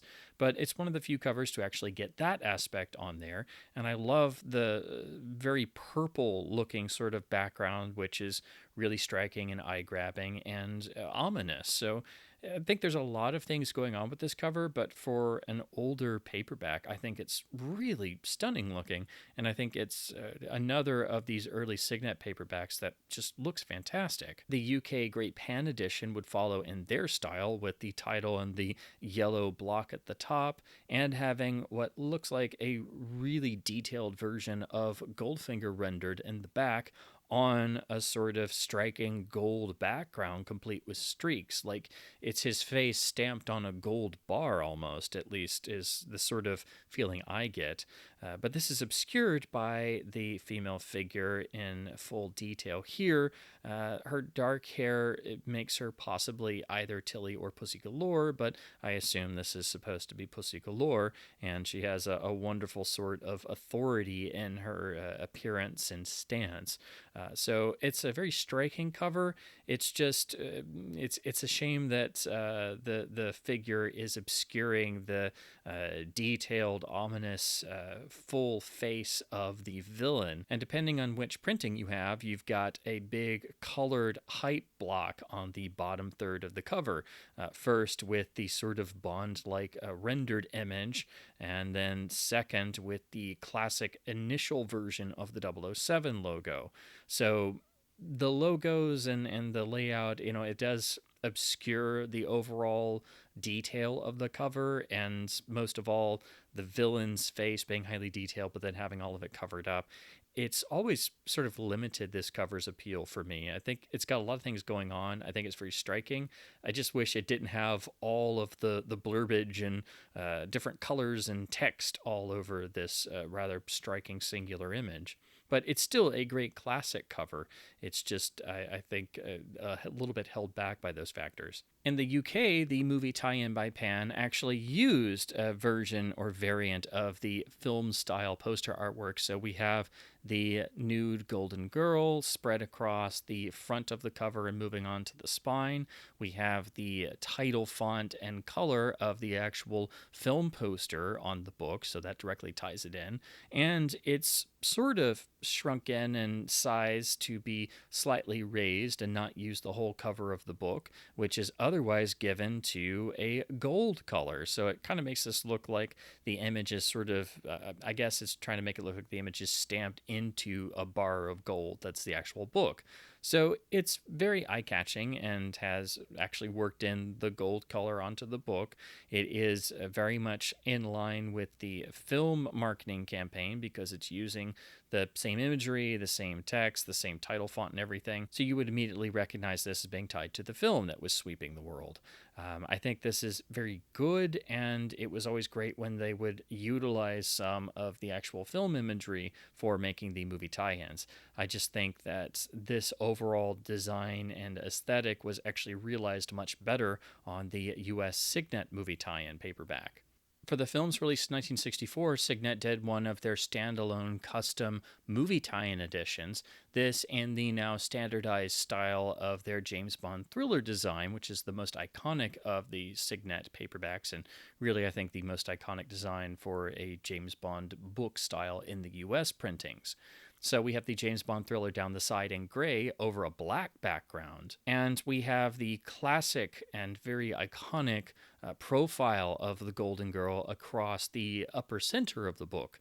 It has a very classy look to it, though, because this is a completely different image and rendering to the classic version used in the film posters and promotional materials. So it at once links to the film for doing that and using the same image concept, but it is, I think, a classier, more refined, more mysterious rendering in a way, because we just have the upper half across the top of the book here on the front cover, but then the rear has the rest of the figure, so the legs and the lower half, and rather amusingly, her posterior, as was covered in the film versions and the film itself, is obscured by the spine of the actual book.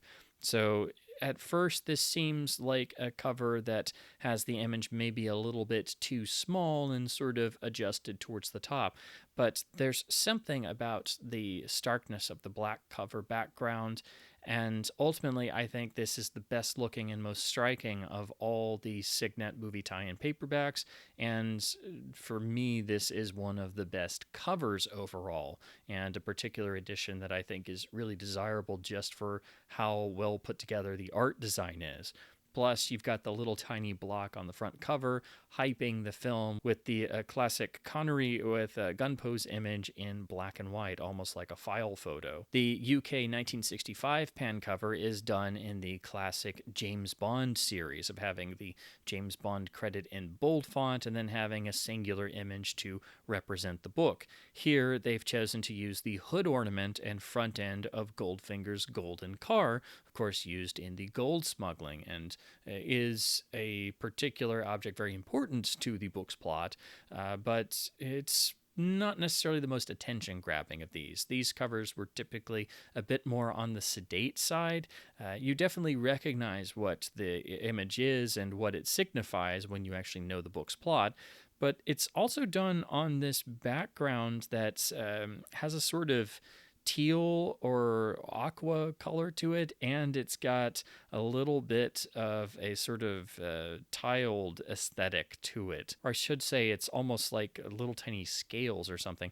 So I'm not sure what that is supposed to be or if it was in fact referring to anything. So I like the idea of just having the Rolls Royce on the bottom of the book. I think that works. It's just otherwise, it seems a little bit plain, and I wish there had been another object or aesthetic or element of the book on the cover, or at the very least, I wish that there was something more identifiable with the book other than this scaly or tile-looking aqua background, which, again, I'm just not exactly sure what that's in reference to, if anything. In 1965, Signet would update the Goldfinger paperback to fit with their iconic series. So this has Barry Phillips do his classic artwork on the front in between the Fleming and Goldfinger title. This is repurposing the same idea and concept of the original Signet paperback, of having the gold-painted Jill Masterton be completely in the nude and obscuring that in an evocative pose with Bond and Goldfinger in their respective vehicles, basically driving seemingly through her at speed. Of course, the orientation is different and the pose is different, as this is a re-rendering and in much smaller detail.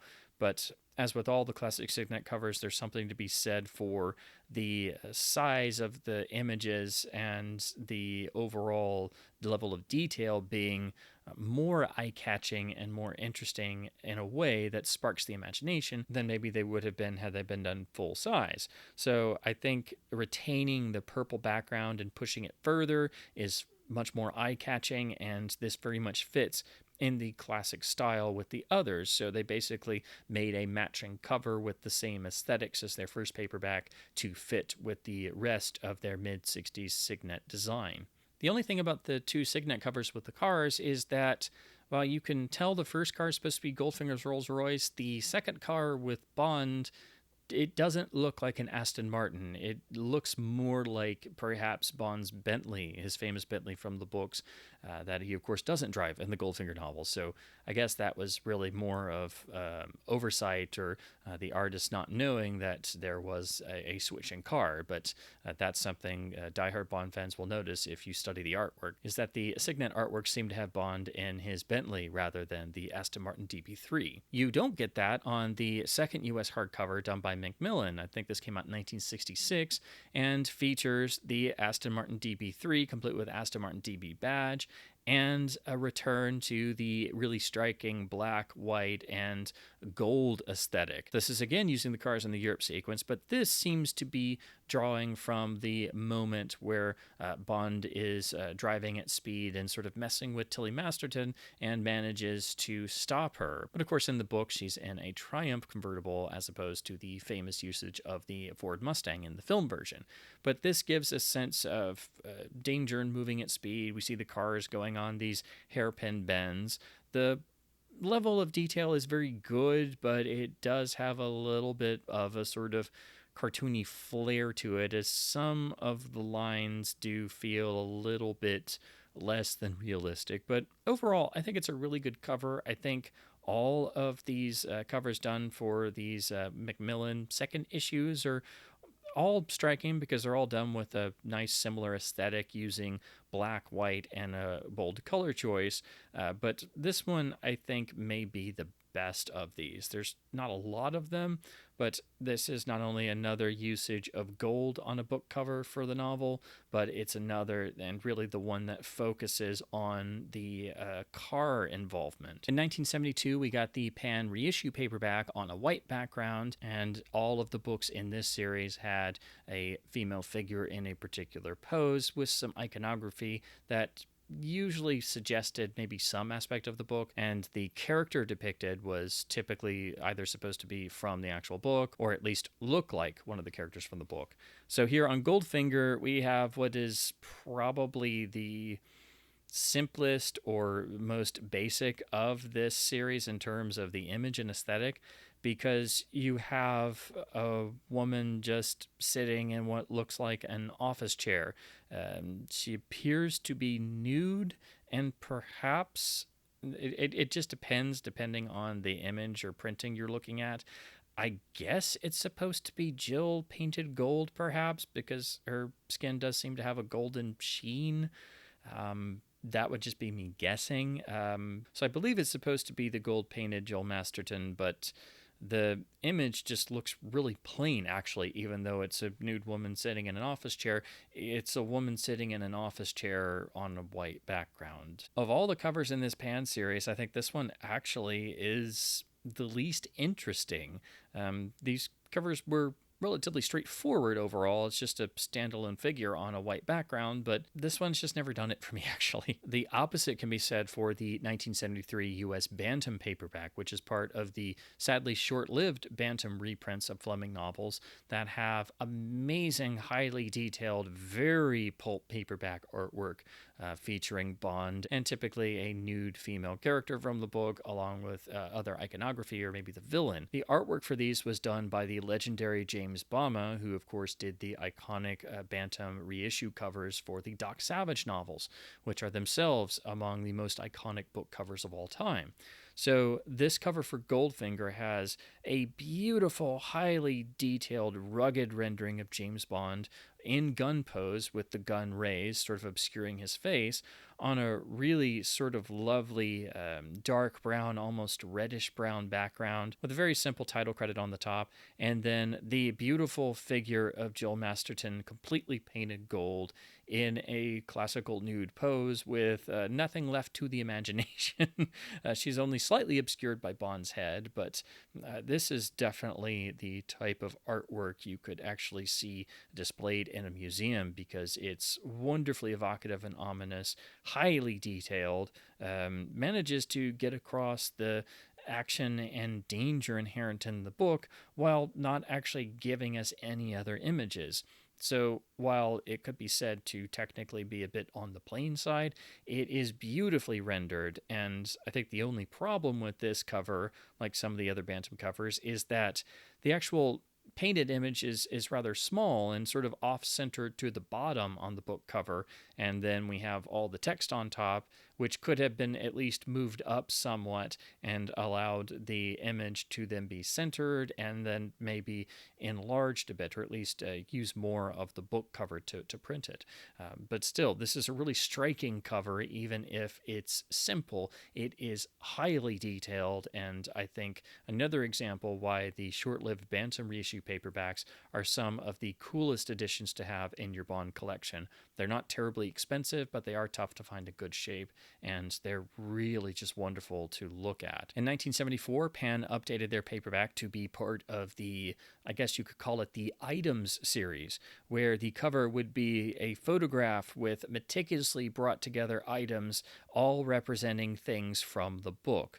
So here we have a golf putter, we have a camera to suggest Bond using his Leica to photograph Jill Masterton in Miami.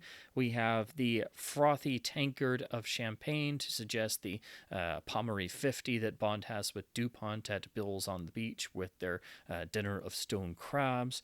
We have the classic Bond martini. We have the cigarettes. We have the Bond's weapon of choice. It seems to be a Walther PPK here.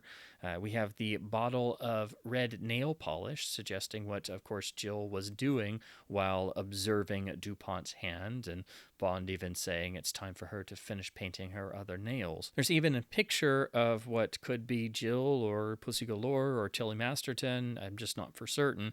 Then also some other aspects that I'm not 100% on, such as the arrow, but we do even have the inclusion of a newly unwrapped golf ball to, of course, suggest the switch in golf balls to get back at Goldfinger and cheat him at his own game. So this is a meticulously put together cover image, as are all in this series. It is nicely on a sort of burnt orange background and is really great, but only if you know the book, because if you've never read the book before and you see this image, you're not really going to know or understand what all of this means. It'll, of course, be interesting, and you'll probably want to know what all of this is gathered together for.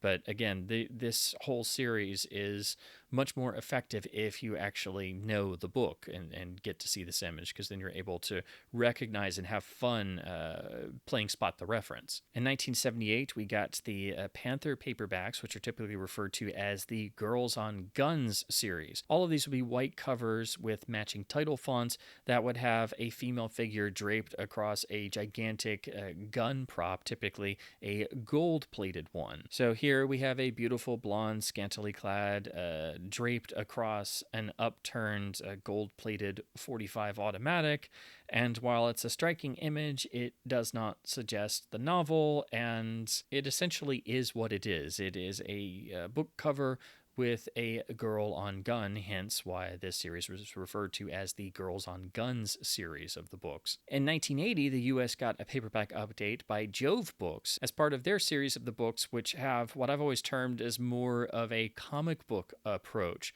in terms of having bold color, having a great likeness of a Bond type, and typically these seem to be tailored more for a Roger Moore look-alike feel, as he was the current film Bond in the Eon series. Here on Goldfinger, we have Bond and Beautiful Woman, and of course, it is a classical James Bond image, with her perhaps being Jill Masterton, I would suppose. We have what looks like a Rolls Royce behind them, so that would suggest Goldfinger's Rolls. And then we have, I suppose, Goldfinger standing there with what looks like perhaps something akin to his golfing outfit, but he's sort of looming in the background. Looks like he's bending what looks like maybe a cane. He's obviously not thrilled with Bond and is looking a little ominous. So it works, although I'm not sure what the sort of palm tree aesthetic is in the background, except for perhaps suggesting Miami Beach. The background is yellow with white on the bottom, and the title font is in fitting with the other Jove books in this series, so it very much fits its era of being sort of transitional in how the Bond character was depicted and how the Bond novels were depicted and how they were sold to the public. I think these covers are good. They're never really as attention-grabbing as they could be, and the usage of color with a good, almost Roger Moore sort of likeness, that's why I always feel and say they have a sort of comic book flavor to them, because if James Bond was adapted in comic books in 1980, I think they would probably wind up kind of looking like this. So I always look at these as perhaps the covers that a Fleming adaptation in comic book form would have had in 1980 if that thing actually existed. In 1984, the UK paperback by Hutchinson basically took the film approach, as a lot of covers would start doing more and more, of just using images from the film version and using that to be the book cover. So here, it's actually a quite nice painting of the golden-painted Joel Masterton, but it looks more like it's based on one of the stills, or publicity stills, I should say, of Shirley Eaton in the role, famously painted gold. This looks like an artist reinterpreting that, and so it still works for the book cover, and there's something striking about the singular image on the sort of brown goldish background. So I think this actually works quite well. It still suggests the novel, even though it's much more in line with the film. And I like the sort of rougher, edged in look to it. I think it really works, and I think it's a striking cover image. In the mid 80s, the US paperbacks would transition over to being handled by Berkley and then Charter for the reprints. And these would be changed to reflect the then current US style for the John Gardner continuation novels. So we got the standardization of the credit Ian Fleming's Master Spy with the large credit for James Bond and the title, all in different colors on a bold colored background with then a generic Bond and gun profile in silhouette. However, this is done on a yellow background and has Bond in the classic pose, dropped to the ground with one hand outstretched, holding what looks like a silenced PPK.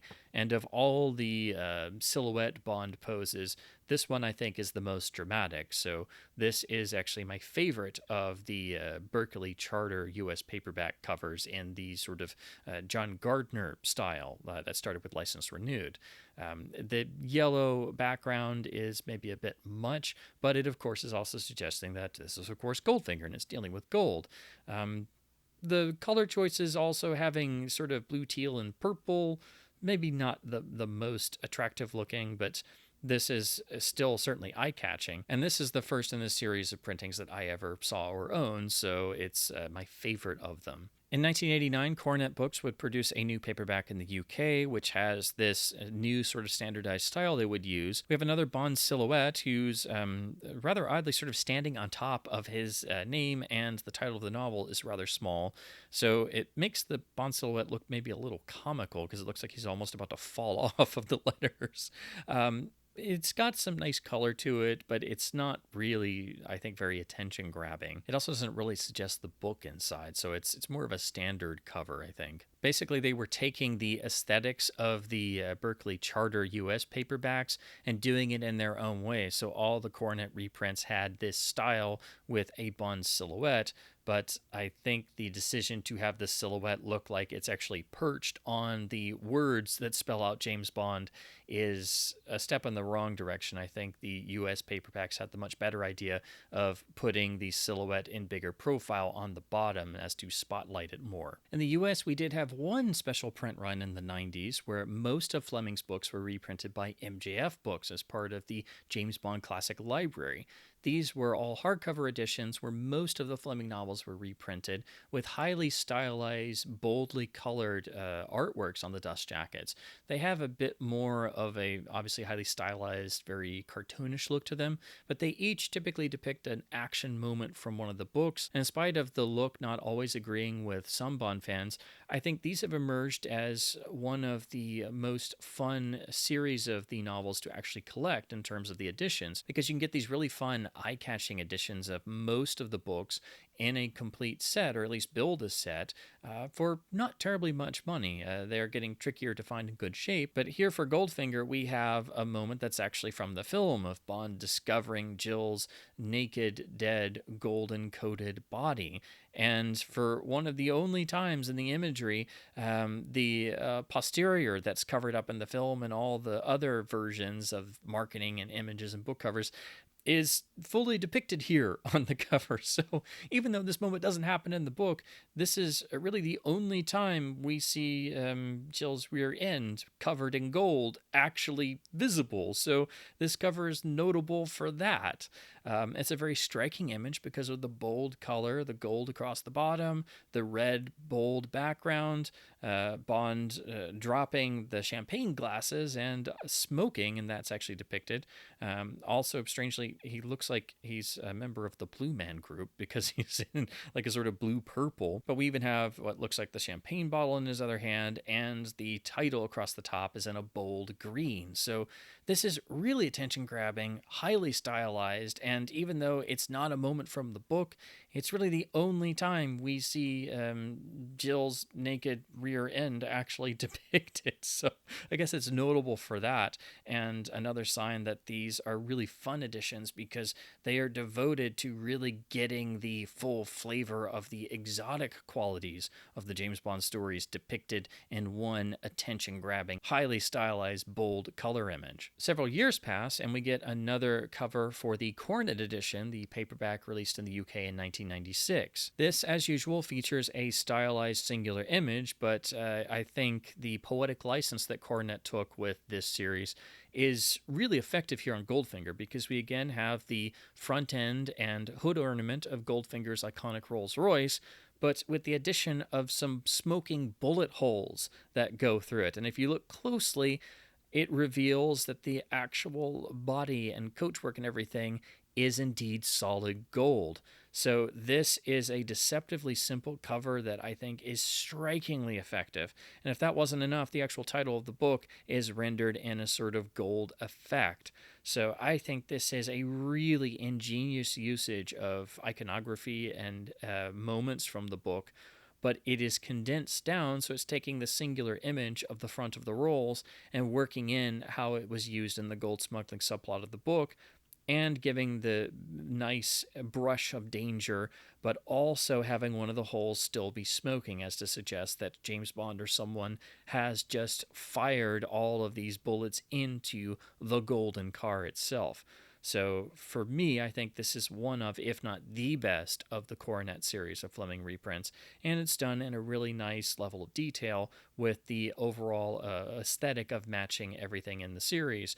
And this series would even include the John Gardner and Raymond Benson books, so you can build a really nice complete set of these. Then, of course, we got the 2002 Penguin cover as part of the matching series with, I think, amazing and iconic Richie Fahey artwork. All of these have the same overall design aesthetic for the layout, Fleming's credits, the 007 logo used, and the title across the bottom with a nice matching aesthetic for each cover. But here there's a return to the classic purple background and a beautiful, solitary, large, highly detailed and evocative image of a female figure, as these covers have. But here is, of course, the gold-painted Jill Masterton with a wonderful sort of look of assurance and challenge to the reader on her face. I think this cover is quite obviously a throwback to how the Signet paperbacks were done, with a similar figure of Jill and the purple background. But here we get the wonderful detailed look of Bond, obviously in the torture sequence, obviously stripped to the waist, and we have the looming figure of Oddjob. It's rather interesting that most of the books actually don't depict Oddjob. You would think he would be all over the book covers, but this is one of the few that actually has him on there. And it gives us the sense of danger while also having the gold bricks actually seeming to be cascading down the background of the book. So this is in perfect keeping with this series design aesthetic. We have the absolutely gorgeous depiction of Jill Masterton on the front cover, of course painted gold, and the sense of danger and the classical pulp thriller flavor of having our hero in peril on the cover. So this is one of the great covers for the book. This entire series of Penguin paperbacks is iconic and a classic among Bond printings, and is beloved by fans the world over with good reason. So outside of the UK first edition with chopping artwork, I'd say the Signet paperbacks, maybe the Bantam cover, but this is the other major contender, I think, for definitive cover of Goldfinger. Now, the Penguin covers would be used on and off in other countries, but in 2002, Penguin also did a series in the UK, which was used in different countries. This is the black background cover, very stylized, but unfortunately rather generic series, where each book cover was basically reduced to being a black background with the text somewhere in the center and a sort of stylized color shape, almost in some ways almost sort of neon looking. Here for Goldfinger, it's a black background with a lot of orangish, or I should say probably gold crossing lines that go across the cover. They don't really seem to make a particular shape either. I guess with them sort of rising and falling, it's maybe supposed to suggest gold bars stacked on top of one another with the light hitting it in just a way, causing there to be a reflective sort of quality. But that's just from me looking at this cover image for many years and trying to figure out exactly what it's supposed to be. So I've never really been a fan of this aesthetic or this whole series, but at least with some of them you can kind of tell what they were going for. And this is one of those where you have to make an educated guess, and I mean, it's a cover image, but I don't think it's particularly effective at conveying what the book is inside of it and what you're going to be reading. Um, it's eye-catching, but only in the way of trying to figure out exactly what it's supposed to be. Penguin would later move on to just repurposing stills from the actual films for some of the novels. So in the UK and Europe, there were a variety of covers using a still of the Golden Girl, which again seems to actually be one of the stills of Shirley Eaton in her time being painted gold, and also doing a lot of promotional stills to promote the film. It's interestingly sort of cropped, so it is attention grabbing, and they did at least 2 different variations of this, but I myself really feel like it's cheating to just use images from the film version, which is of course very different from the book. But at least this still counts because the character is painted gold in the book and it works, but it's just, I think it would be much better served to actually have a singular image derived directly from the book. The golden painted Jill Masterton would return on the Michael Gillette covers done in 2009. These were released by Penguin as a special set of matching covers that all featured beautiful women draped over the covers with the title and Fleming's credit seemingly sort of painted or tattooed on them, almost as if it was a reference to the iconic Robert McGuinness tattooed girl artwork for the 1967 Casino Royale film posters. I think all these covers are beautiful to look at, but not all of them actually are suggestive of the book, and some of the women are not even characters from the book. Here it is actually, and quite obviously, Jill Masterton, so it is one of the covers that has a character from the book. It's one of the many books that use her golden painted figure to draw the reader in, and it looks quite nice and is very, very nicely stylized. So I think it's one of the better of these, but they've all become classics among Bond fans, and you can even get prints of the actual artworks if you wish. Vintage Books would take over the printing of the books in the UK, so we got these stylized paperbacks in 2012 or so. For Goldfinger, we have another stylized rendering of the title. These would always stretch and distort the actual title across a section of the book.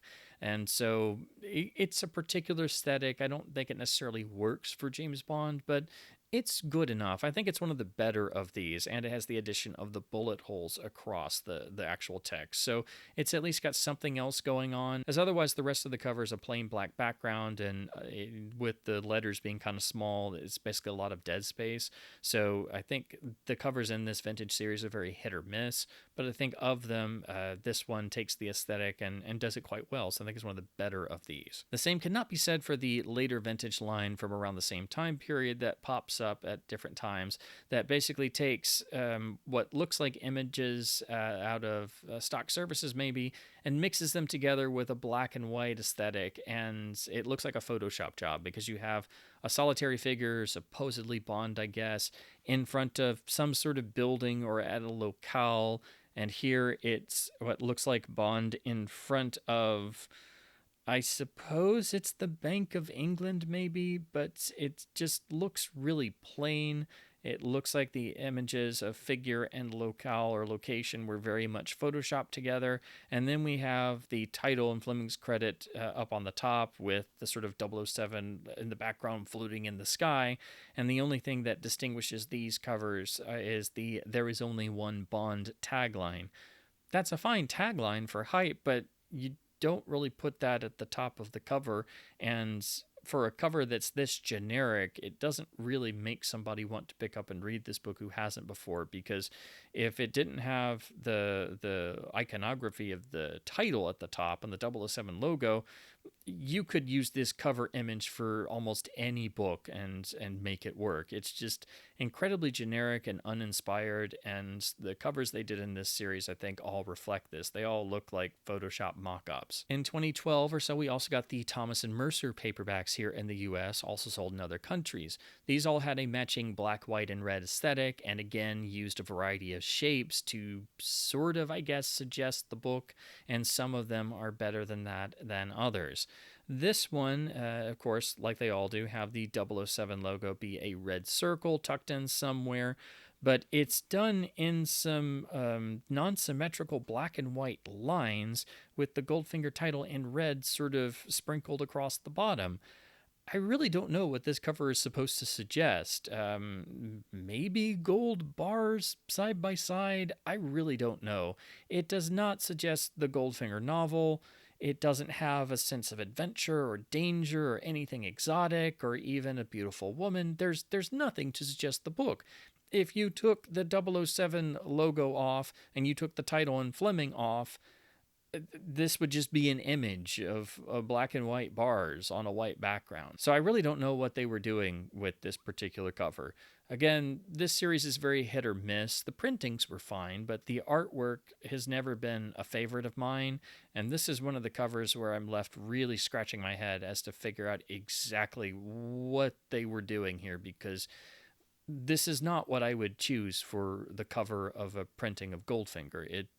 It doesn't suggest the book at all. It doesn't suggest James Bond at all. It's just some black and white lines, really. In 2015, Vintage would do a special reissue, basically taking their previous black background cover with the stylized Goldfinger logo in terms of the title, and they basically did a special version with an excerpt from the new Trigger Mortis continuation novel by Anthony Horowitz, and that meant they printed the cover now with a sort of silvery white background instead of black, but otherwise it's exactly the same. In 2017, there was also a special line of some of the Fleming novels reprinted by Vintage. I think these were mostly in hardcover, and they each featured a rather striking stylized image of the central villain, except the villain's head would actually have elements from the book. So here we have a version of Auric Goldfinger done in profile, but we've got the golf game, we've got Oddjob in the shadows, we've got the figure of a beautiful woman who could be one of the Mastertons or Pussy Galore, we've got the plane going down or crashing across his chest and across his head in the golden sheen of the light, we've got Fort Knox on the top, and we've got the very striking depiction of the eye, which again goes back to the sort of strikingly china blue X-ray eye Bond so vividly describes in the book. So I think also this being printed on a gold background, I think this is a really good cover. I like what they were trying to do with these, and unfortunately they only really did three. They only did Casino Royale, Live and Let Die, and Goldfinger, but on Casino Royale they used the image of Bond in profile. Live and Let Die they used Baron Samedi, but the film Baron Samedi, because that's not really a character in the novel. So Goldfinger's the only one of these three that actually uses the villain and uses the villain from the book, and overall I think is probably the most effective of these three. I really like what they were going for here. I wish they had done the whole series, and frankly, this is what they should have done for the 2012 paperbacks and just done it for all the Fleming novels and had that be the UK versions in terms of the reprints. In 2023, Ian Fleming Publications took over the rights to printing the Bond novels, and so you finally had the Fleming estate itself handling the reprinting of Fleming's work, and so we saw the release of the IFP paperbacks of the James Bond novels. The problem is, of course, that the estate decided to hire sensitivity readers and go through each of the books and make selective edits, tweaks, and changes. And so these are not the books as intended or originally published. They are, in spite of the good intentions, not the author's original work and should be thus avoided, as any form of censorship of this type should not be done. And it's rather unfortunate that it was the Fleming estate themselves who did this. And so now all versions of the book in print at major retailers and ebooks as well, with one exception that I'll get to later, are this new slightly tweaked and censored version of the book, and so they should be avoided because they are not the book as originally published and intended. The IFP UK paperbacks all have an oversized 007 logo that runs across the whole cover and a matching aesthetic for the logo and the title and credit fonts. So all of them match, and here on Goldfinger we have what is literally a brushed gold look for the background, like all this is stamped on a gold bar. So that works, but it's also quite plain. The only thing it's got otherwise is what looks like a thumbprint between the numbers, and it's small, so it's almost got the effect of it looks like somebody has just put their sweaty thumb or had some ink on their thumb and actually accidentally put it on the book and just basically smudged the otherwise gold cover. I don't exactly know what it's supposed to suggest. It looks like somebody just picked up the copy of the book you have in your hands and left a dirty thumbprint on it. That's what it looks like. I think it would have been better to just have it without the thumbprint because, again, I don't know really what that's supposed to suggest.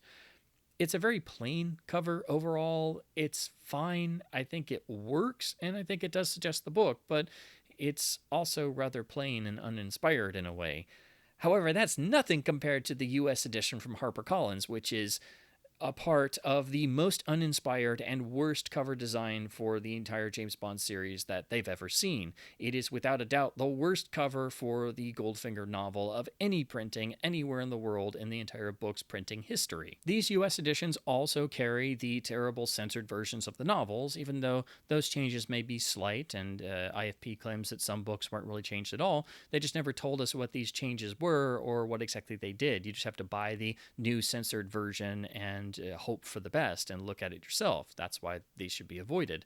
But this US edition from HarperCollins has this incredibly generic overall series aesthetic of very plain basic text on a black background with a cheap paperback printing. When you find them in stores, you'll find they're incredibly flimsy and cheap feeling, with a generic 007 logo in the center, and each of these will have just a slightly different color for the title and Fleming credit, and then a different image inside the zeros, which will be the same.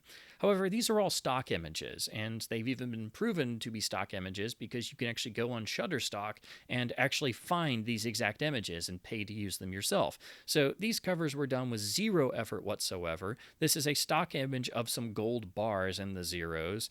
It is absolutely dull, uninspired, and the fact that these are using publicly available stock images with what looks like an automatically generated cover design, this is the worst cover for the book. This is absolutely without any effort whatsoever. It is bland. And how you make a bland cover for the novel Goldfinger, I don't know, but HarperCollins managed to do it. These are the absolute worst editions to have of the novels. The covers are horrible. The printing quality is very cheap and flimsy. And to make matters worse, these are the censored versions of the novels, so they should be avoided completely. The problem is these are now the versions in circulation. These are the only versions you can find in bookstores and the only versions you can find as ebooks. And also, unless libraries have older copies, they will unfortunately be stuck with the new modern censored versions with the absolutely hideously generic art, and this is without a doubt the worst artwork for the Goldfinger novel that has ever been. IFP did start a special new series of the books with matching art covers featuring the return of artist Michael Gillette from the fan favorite 2009 series. These are sold primarily through IFP, so they are UK editions you'll have to import here. They all have a matching aesthetic of a white block on the top with the Fleming credit and title, and then very highly stylized images with bold colors that somehow suggest something from the book. So again, we have a version of Jill Masterton painted gold, but sort of hidden in shadows and profile on black, but also with the return of the thumbprint motif from the IFP 2023 paperback. This is very attention-grabbing and very stylized, and I think the art looks very good. I just don't know what the thumbprint on Jill's body is supposed to mean. I think it would have looked more striking had she just been her usual gold-painted self on black, sort of obscured in the shadows. I think it still looks very good, and it's an impressive hardcover from IFP. I should say these are all hardcovers. I don't know why IFP is printing versions of Goldfinger with thumbprints on the cover art. I'm not sure what that's exactly for.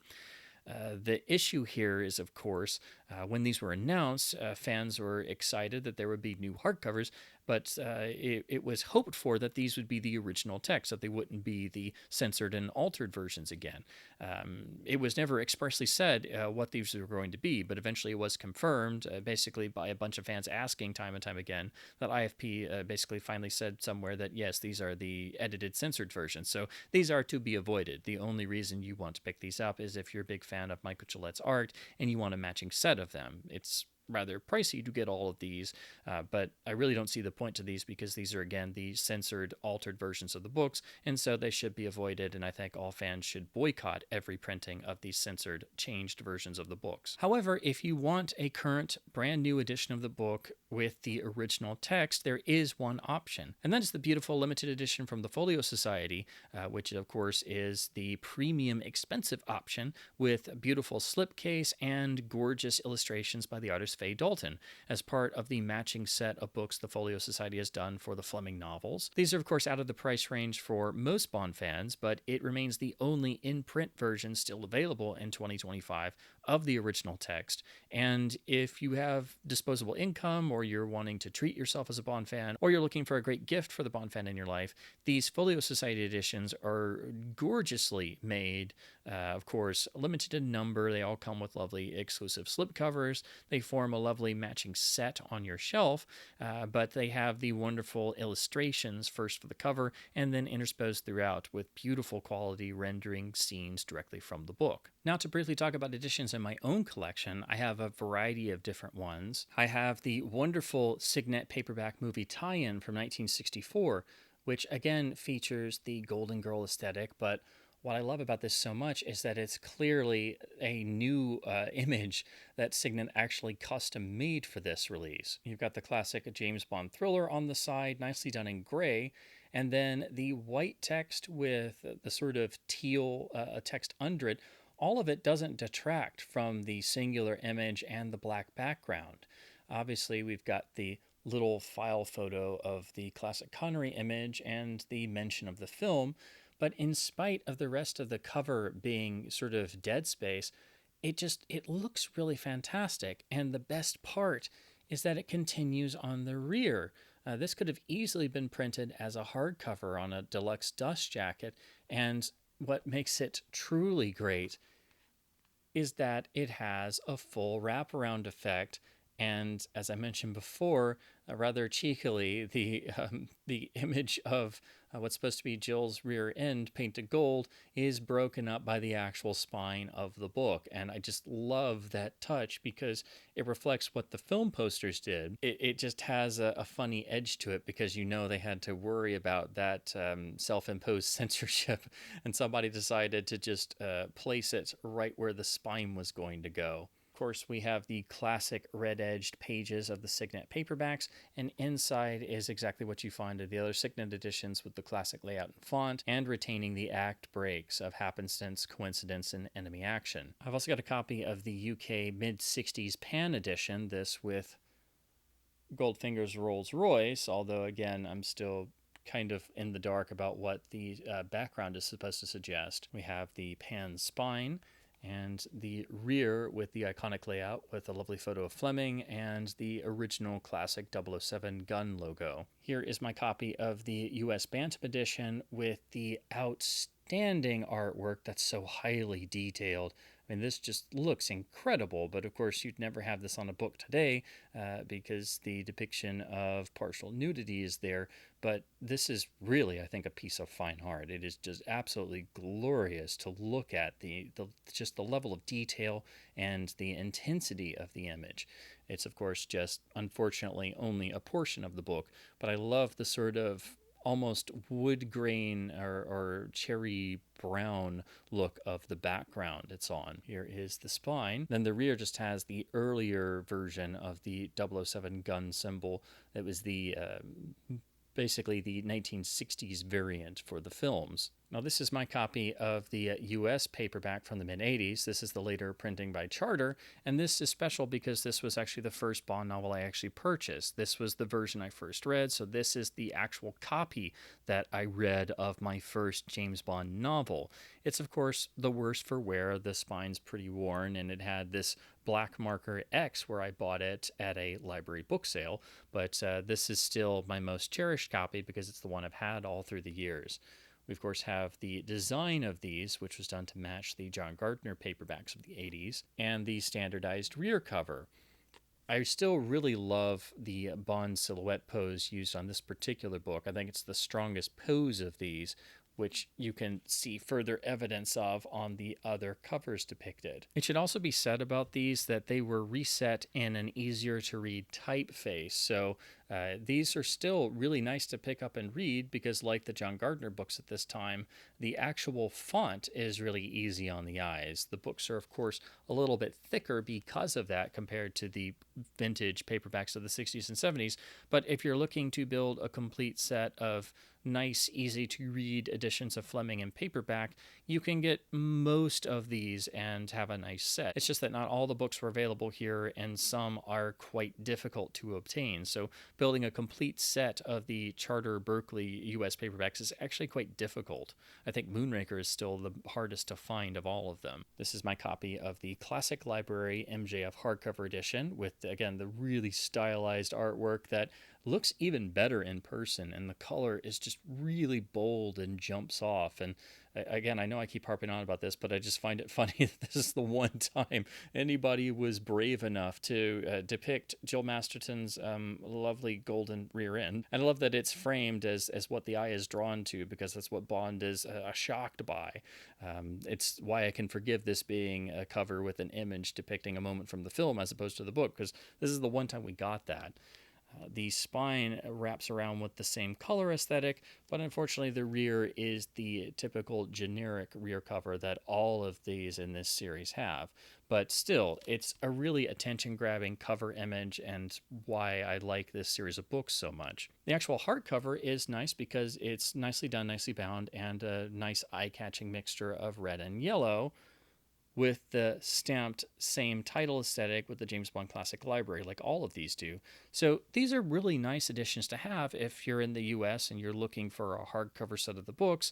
You can get most of Fleming's books in this cool, unique edition for not much money. The only problem is they didn't do all of Fleming's Bond novels, but at least you can get most of them in this set and then supplement it with editions of the other books. And then here is my copy of the beautiful Penguin edition with the Richie Fahey artwork, which looks even better in person, and there's a lovely matte finish on these that just really makes them look stunning to this day. The only issue with these is that they stopped printing them, because these should always be kept in print. They really perfected the design, and they match beautifully on the shelf. We also have the matching rear cover that also features the same design aesthetic, so all the rear covers in the series match, and there is a bit of a wraparound effect, which is really nice to see. And you get the color-tinted image of Fleming printed directly on the front, with a color stylized 007 logo at the end, like all of these do. Now, the only issue with these, as you can see, is that you start to get a degree of foxing and browning of the edges with these over the years. It's just due to how these were made. No matter the condition, they will start to develop some of this no matter what, but it's not really a major factor. It's just something you have to expect with paperbacks of this era, and it does make them start to feel a bit more vintage like the classic editions. So those are my thoughts on Goldfinger, which I think is one of Fleming's best James Bond novels, and a truly important one for being, for a lot of reasons, the sort of super James Bond novel, and summarizing all the aspects of what is really the first era of the Bond novels. It's a transitional work because it's setting the stage for where Fleming would go, how he would be more experimental with the books that followed and the short story collections, but also how he was trying to have more of a literary flair, because he did want to have his books taken more seriously among literary critics, which they weren't really in the 1950s. He had some defenders, especially also the legendary Raymond Chandler, but among the literary higher society, the James Bond novels and spy thrillers in general would not be really taken seriously, at least not until Fleming had already been deceased for a great number of years or decades.